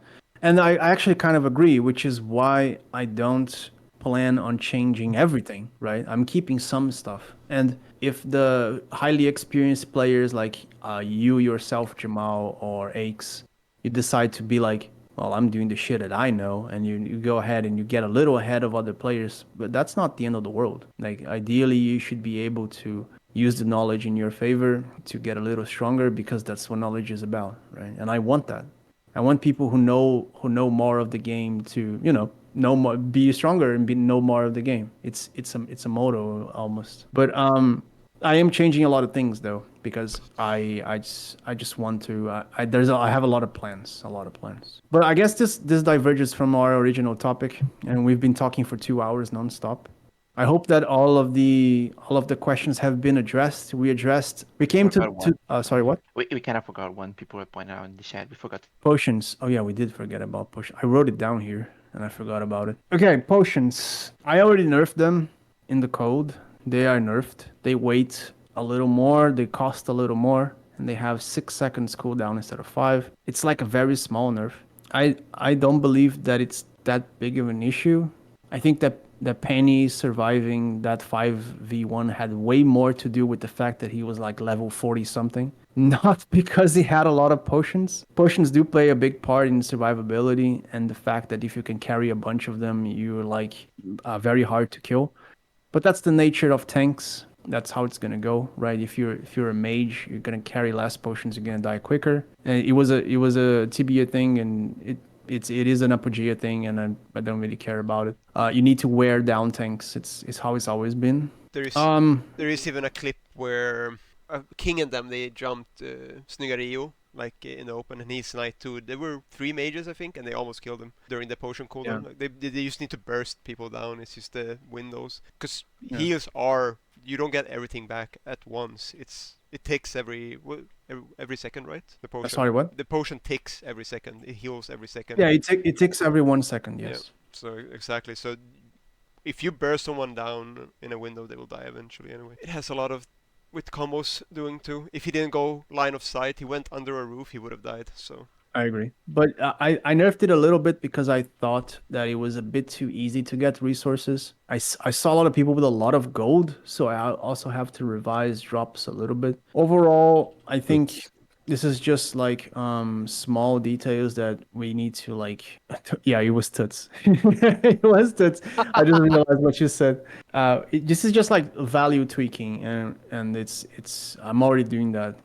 Easy to fix. I'm gonna make the game generally harder because I think it needs to be generally harder. People are leveling up way too fast. Early levels are fine though. It's only about like when you get to level 13, 15 that it starts. For some people it ramps up like crazy, and for others it's like it stales a lot. So I need to tweak that. But yeah, did we touch all the topics now with potions?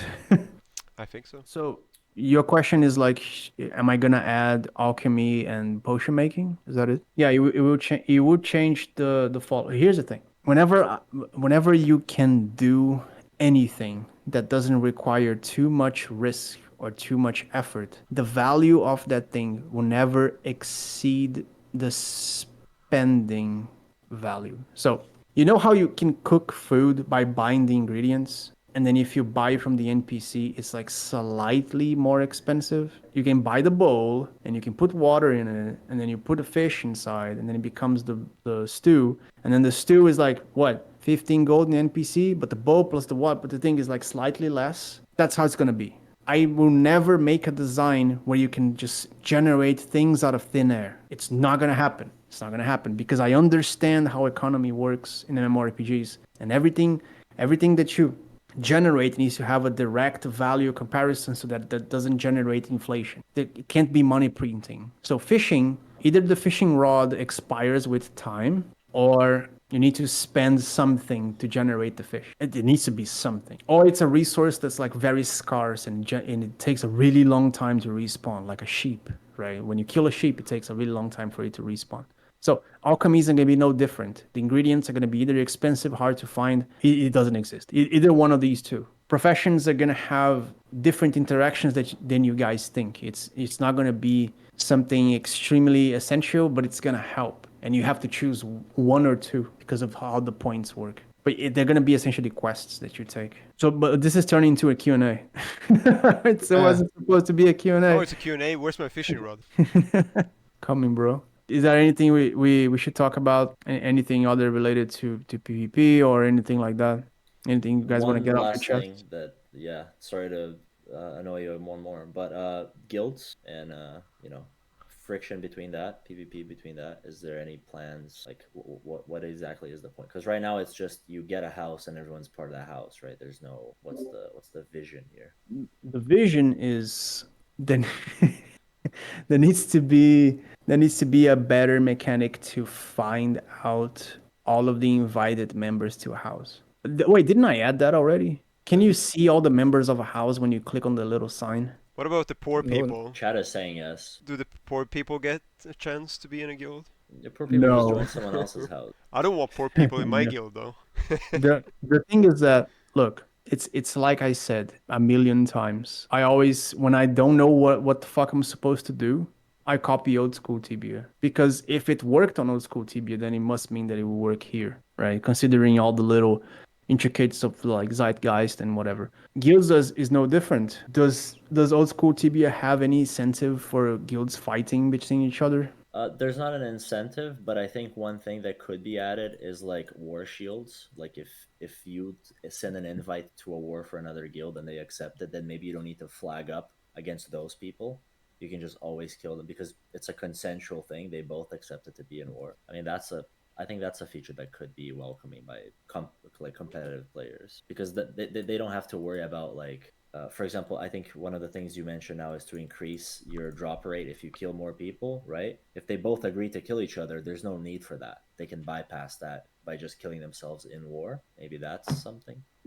Maybe. Don't get too scared, Jamal. It's okay. That's man. fine. That sounds good, actually. I do like It's okay. It's okay. I understand the suggestion. It's like you probably figured out while you were saying that like without the loot drop, you wouldn't have that much. Yeah. So it's like the way that I see it is like I need to make sure that guilds have the ability of seeing all the members of other guilds. I think that's enough. I could be mistaken, but I think that's enough because some guy from one guild fucked me somehow, right? He stole my loot. He did something, right? Don't laugh at me, Jamal. No, not you. He did something, right? He stole my loot or whatever. He called me a noob. And then you add him to the VIP list. You find out which guild he belongs to. And then you message the guys from the guild and you go, what the fuck, man? You hunt the entire guild and you start a war, right? Or you kill the guy and then the guild comes and then you know, the war. Yeah. No, that's But enough. I need to facilitate that. I need to lubricate the situation in a way that it's like it happens with more ease. I can't like I said this before. I can't dig out a way for the player to go because sometimes people just go over the grass and ignore the little path, the little pretty path I made for them, and it's just effort wasted because the system was fine and it was working, but we didn't give it enough time to like mature and show its potential. Is there something else you guys wanna talk about, or can we end it here? So the thing is like regarding making systems for PvP related things like a bounty system, we thought about it, and I think there's a very simple, easy solution that is very good. The very simple, easy solution is the leaderboard where you see like Squire, Knight. What? It's gonna be something. Squire isn't there. You need to add Squire there. A Squire leaderboard. Oh yeah, it's true. It's true. It's all vocation, knight, mage, etc. It's gonna be one more button, and it's kills. And then when you click on kills, you see the top killers of the server. Nice. We're thinking how exactly we're gonna deal with that in regards to resetting kills. We don't know if it's gonna be over time. People are gonna lose frags, or if it's when they die. It's one of these two things, or maybe it's both. We're still thinking about it. What's the simplest solution that's not going to generate too many issues? There you go. You click on the thing, you get the highest killer. Let's go fuck him up. What? Sorry. Like kills the like what we already touched earlier, like a high level killing a low level. Unfair is what he meant. Oh, like unfair. Okay. There's nothing unfair.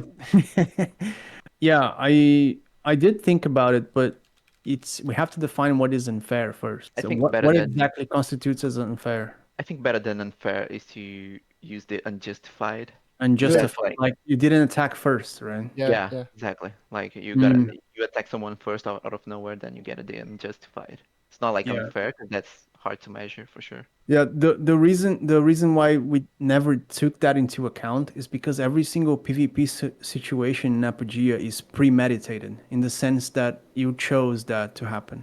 So Blood Moon, it's like there's a million warnings, and it goes like you should go to protection zone, and flagging PvP also gives you fair warning, and it goes once you have this enabled, blah blah blah. You know, so there's never an unjustified kill. There's never that can't happen because you knew them well that what was going to happen, right? About the other type of unfair kill, like someone way stronger than you killed you, or a bunch of people ganged up and killed you, we can look into that. But it's how do I say it? It might work against you guys in the sense that when you kill someone with a bunch of low levels against a high level, was that unfair?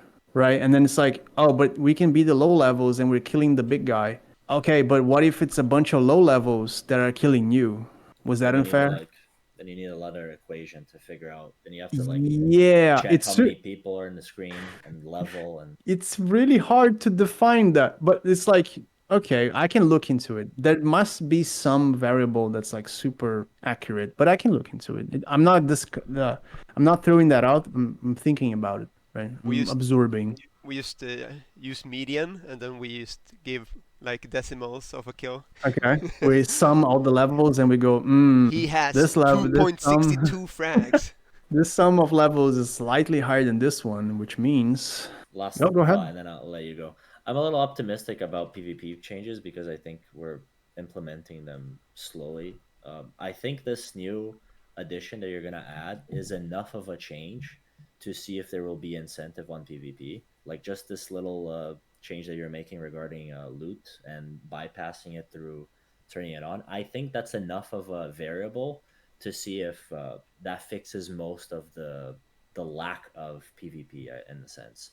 And like all the suggestions were pretty good. People have pretty elaborate answers, but just like as long as we slowly add things into the game, we can take into account what works and what doesn't. And I think Apogea will be fine in that regard in the long term because one test won't solve it, but maybe two will, maybe three will. You know. Yeah, exactly. So I really want to see what's gonna happen in the next test. If we do get the same influx of people, which I don't know if we will, if we're ready for it, we have enough maps. We have 2 servers instead of one. I really want to see what's gonna happen with the loot protection and the PvP interaction and the extra loot and during Blood Moon. Yeah. And maybe now I'll also nerf a little bit the Blood Moon monster power because that's an interesting point that I didn't think of, which is like it needs to be worth to even kill one, right? That's the point. Yeah, the Blood Moon tweaks are very interesting. Yeah, Look forward just to. tweaking values and seeing if that fixes it, right? Mm. Yeah. Yeah. Well, one funny thing is that they get stronger overall, like they get more HP, more like damage and stuff, but they also get lower cooldown on its skills, like the timing to dodge stuff, it gets messed up. And some mobs like Conquest Fowler, for example, its cooldown almost breaks. Like it doesn't auto attack you. It just do the shot, like the skill shot on you constantly, like every second. So that mob in Blood Moon, it turns into a nightmare. So I That's agree that interesting. that can be fine-tuned. Yeah. Let's fine tune it and then see if that fixes it. Hopefully everyone's gonna be satisfied and we can keep one single server for everyone. I guess that's the conclusion that's the takeaway from the talk is that we need to fine tune things. We have a little more faith in the current systems, not completely either not completely trash them or not completely go crazy and glitter them up with a bunch of things. Neither of these things and just tweak them a little bit, see if they still hold up. If they don't, then we look into different solutions. I guess that makes a lot of sense. And it's a great solution for us too because it's less work so we can focus on other things that will provide a better experience for everyone. Does anyone have any other questions? Not question, no. I wanted to talk like briefly about something that Yeah, go ahead. like you mentioned at some point that how to deal with people killing the same thing over and over. And with the current structure of the game, I don't think it's possible to avoid that from happening because in my opinion, like to farm well, I forgot the word, but to farm, you need to be killing stuff that you can sustain and it's easy to you and you don't that you can consistently hunt it. And with the current structure, you can scale HP regen and HP mana kind of infinitely. The philosophy is that it will reach a point where you can hunt anything on the game consistently. And I think that's fine. Like at level 40, you can like hunt Sunskins to the Oblivion, and that's good. You just go there. But if you want something better, like a good drop, you have to take some risk. You have to kill like a general, have to go kill an Amphitheater or something like that to get something valuable. But for hunting, like mindless hunting and grinding, I think that's fine. Like, and then you get to 70, and now you hunting, I don't know, generals in that consistent way, and then sure, go do that, and then your base loot would be that. I don't think we can avoid that feeling of hunting the same thing over and over, because that's just the best way to do it in the current structure. Yeah, my fear isn't exactly. That's a nice input, by the way, Penny. My fear isn't exactly that you're gonna hunt the same thing. My fear is that you will hunt very low spawns. The problem isn't you killing the same thing over and over. That's fine. The problem is you making the experience of a introduction player or a lower level player worse because you're level 50 doing fireballs on bandit. That's the problem. It is the nature of the game because the game is very hard, but there should be some, I mean, I don't want to say system, but something that encourages you not to do that. It's like, why are you not doing something else that would be way better for your character? If you just want to like grief lower level players, that's kind of fine, you know. There should be something that lower level players can do about it.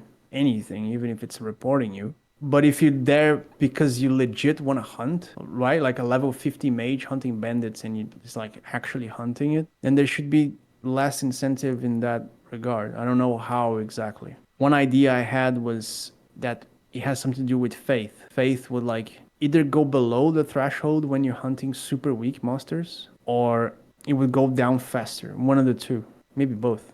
And yeah, that's it. It's like if you're hunting super weak monsters, then faith can go below the threshold, and you're gonna get down to 0 because you hunted bandits from level 0 to 30. Yeah, that makes sense. We need to be careful with the what is a low level mobs, because sometimes Yeah, you can also hunt stuff for items, right? And yeah, it all, like if you're hunting spiders for silver daggers, for example, or yeah. like fowlers for bone daggers, it can like it is tedious because it already gives lower XP than your average, and it can get worse if you are also like losing faith for it and getting or getting lower and lower XP for it. So I don't know. Yeah, Marmoto, there needs to be some incentive for you not to do that. I don't want it to necessarily be a punishment system or a system at It all. should just be a natural Maybe progression, right? yeah, Maybe. it should be something like, why am I doing this? Like, what a waste of time. And then you go kill something stronger. I want, in an ideal world, it should be like that. But I've seen a lot of people who are super scared of everything and they just want to kill the bandits forever, man. And like, that's fair. But there should be like some push. I don't know what exactly. I'm going to figure it out eventually. Maybe it's the Oh, faith thing, but I'm not sure. Like, to be fair, Marmoto if you made kill a bandits a lot, you won't get too far. But Mm. going back to one thing that I wanted to point out is like I think there's an imbalance of some XP from mobs. For example, if you kill a Profaner, which is a lot stronger than you were before, you get like 300 XP or something at Faith 80, and you kill a Sunskin, you get 200, and it's like a lot stronger. So you get no incentive for hunting those stronger things, and some of Mm. them don't really give some like Uh, valuable loots to Can sell. I ask you? You were playing melee, right? Yeah. You were melee rogue. Profaner is a long ranged mob, but it's also like a troll mob. I only put it in places where it's like there's either a quest or it's like a very deep place where there's like a bunch of creatures with them. They're like an annoying mob kind of thing. So they're not really a hunting mob. It's more like a deal a shit ton of damage mob that I put around spawns. dungeon Yeah, But you can cluster. actually hunt them as a ranged person. I mean, it's not the problem to kill them. It's just that they have lots of defense, Yeah, like a they're like lot of they're a defense, a lot lot of stronger than HP, some skins for sure. and they like already drop nothing. Like I know some good drops, but on average it's nothing, Yeah. and they do give no XP almost. Like I can talk about this because I hunted on the like Necromancer Cathedral Oh hidden yeah, there's like what, two. 2 or 3 there? Yeah. Yeah, Yeah, 2. and I only killed them because there are not many creatures at all, so I had to wait 2 minute cooldown between rotations anyway. Mm. But if I had the option, I would never kill them because it's not worth.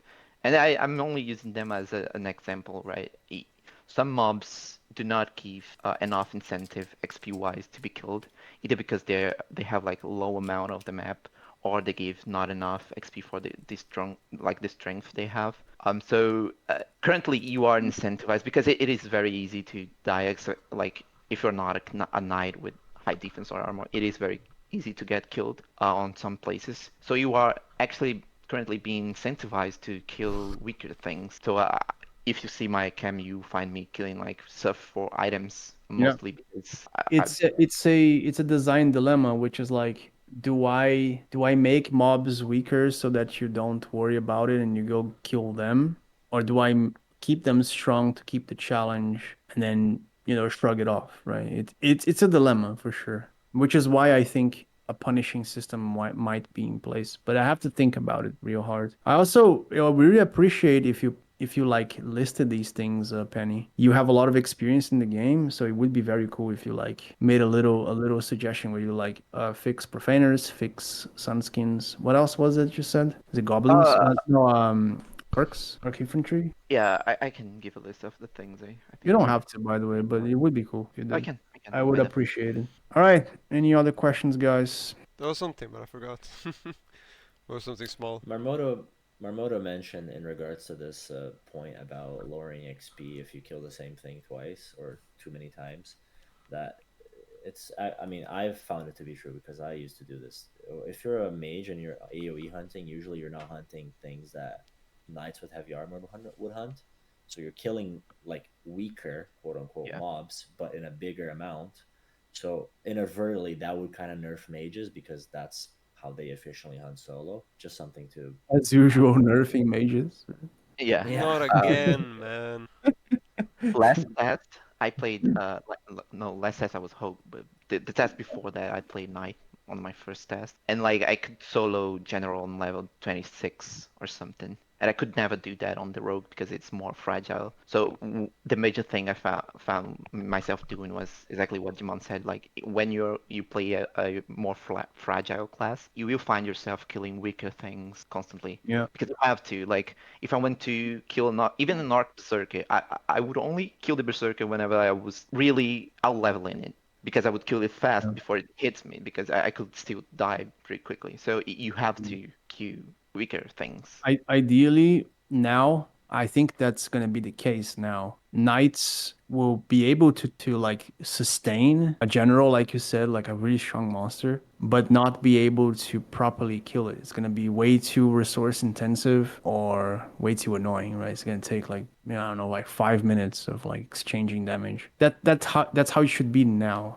like with the changes I'm making and going to make and have made. Because that's the kind of the word escaped me, but it's like that's the kind of interaction I want to happen, right? I want mages to be complementary to knights, vice versa, and like DPS be complementary to tanks. I want the demon hunts to happen, quote unquote. I want a knight that does no damage to the strong creature with a DPS that does a shit ton of damage and could never tank that creature. I want that to be the case. When you go solo, you either have to go a little conservative with the creatures in the point where it's like it's still worth killing them, but not that insanely risky. Where it's like, I'm gonna go back to bandits when I'm level 25. Because I don't think there's any class that needs to hunt bandits at level 25. And that's the kind of disparaging experience I'm talking about. I'm not talking about like you at monks at level 25. That's fine, I'm talking about bandits at level 25. That's insane. You're way too scared. Way too I don't think scared. that happens, does it? I don't know. I'm legit curious. I don't know. I can just drag a parallel. Like I know there's Venezuelans on the TB server that I play.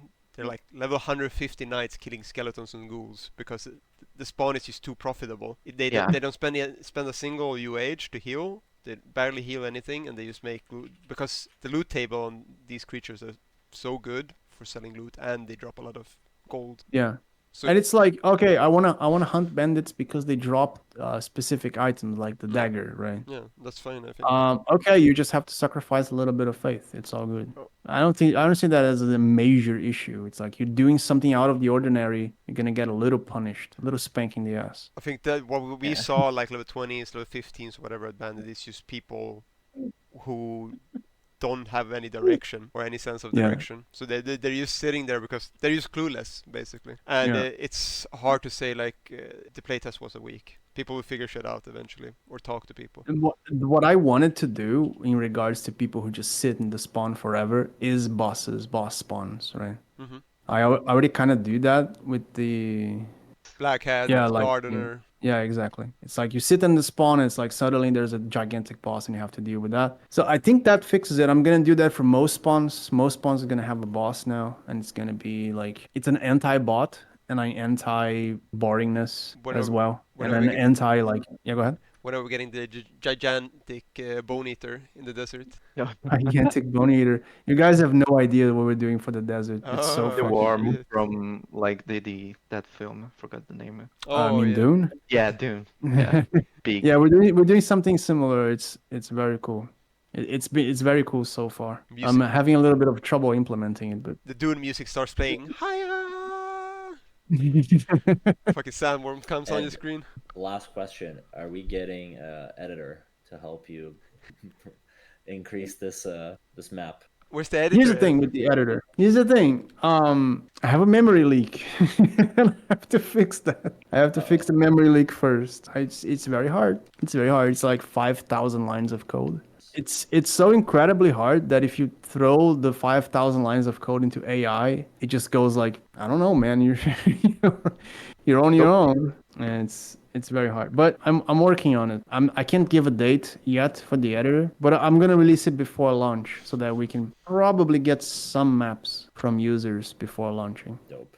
But I can't promise a date yet because this test, the next test, is already tight. Right, the dates are already tight for the amount of stuff we have to do. After that, maybe after the next test, I'll work on the editor and get it out so that we can make maps together. Yay!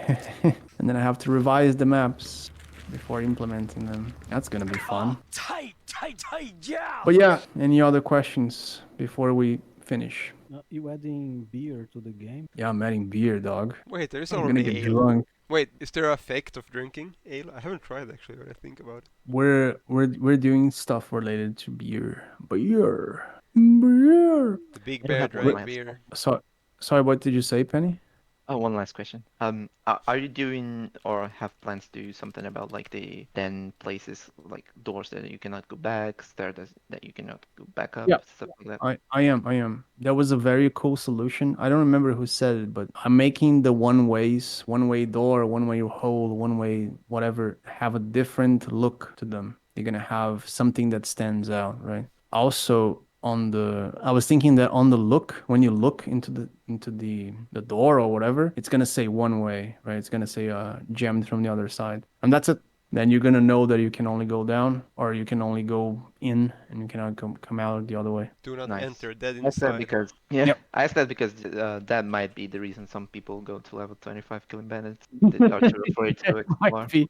It might actually be. Yeah, you're right. You're right, man. I'm way too punishing. But yeah, that was a really nice discussion, guys. We got a really good take from the current PvP that's going on. I think we all agree that we want the best of both worlds, which I think is very cool.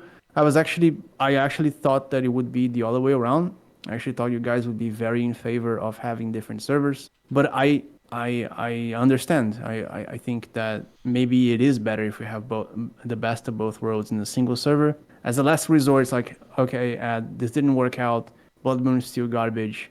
No one wants to go out during it. And everyone's sitting on PZ. Okay, we just have two servers and then we'll revise Blood Moon to be a better PvE experience or whatever. Yeah, that's it. If you guys have any other questions before I go, now is the time. And if you don't, just leave a suggestion on Discord or send me a DM. I think I'll post a Is more that cool? elaborate idea on whatever I try to convey now. Yep, I suppose. exactly.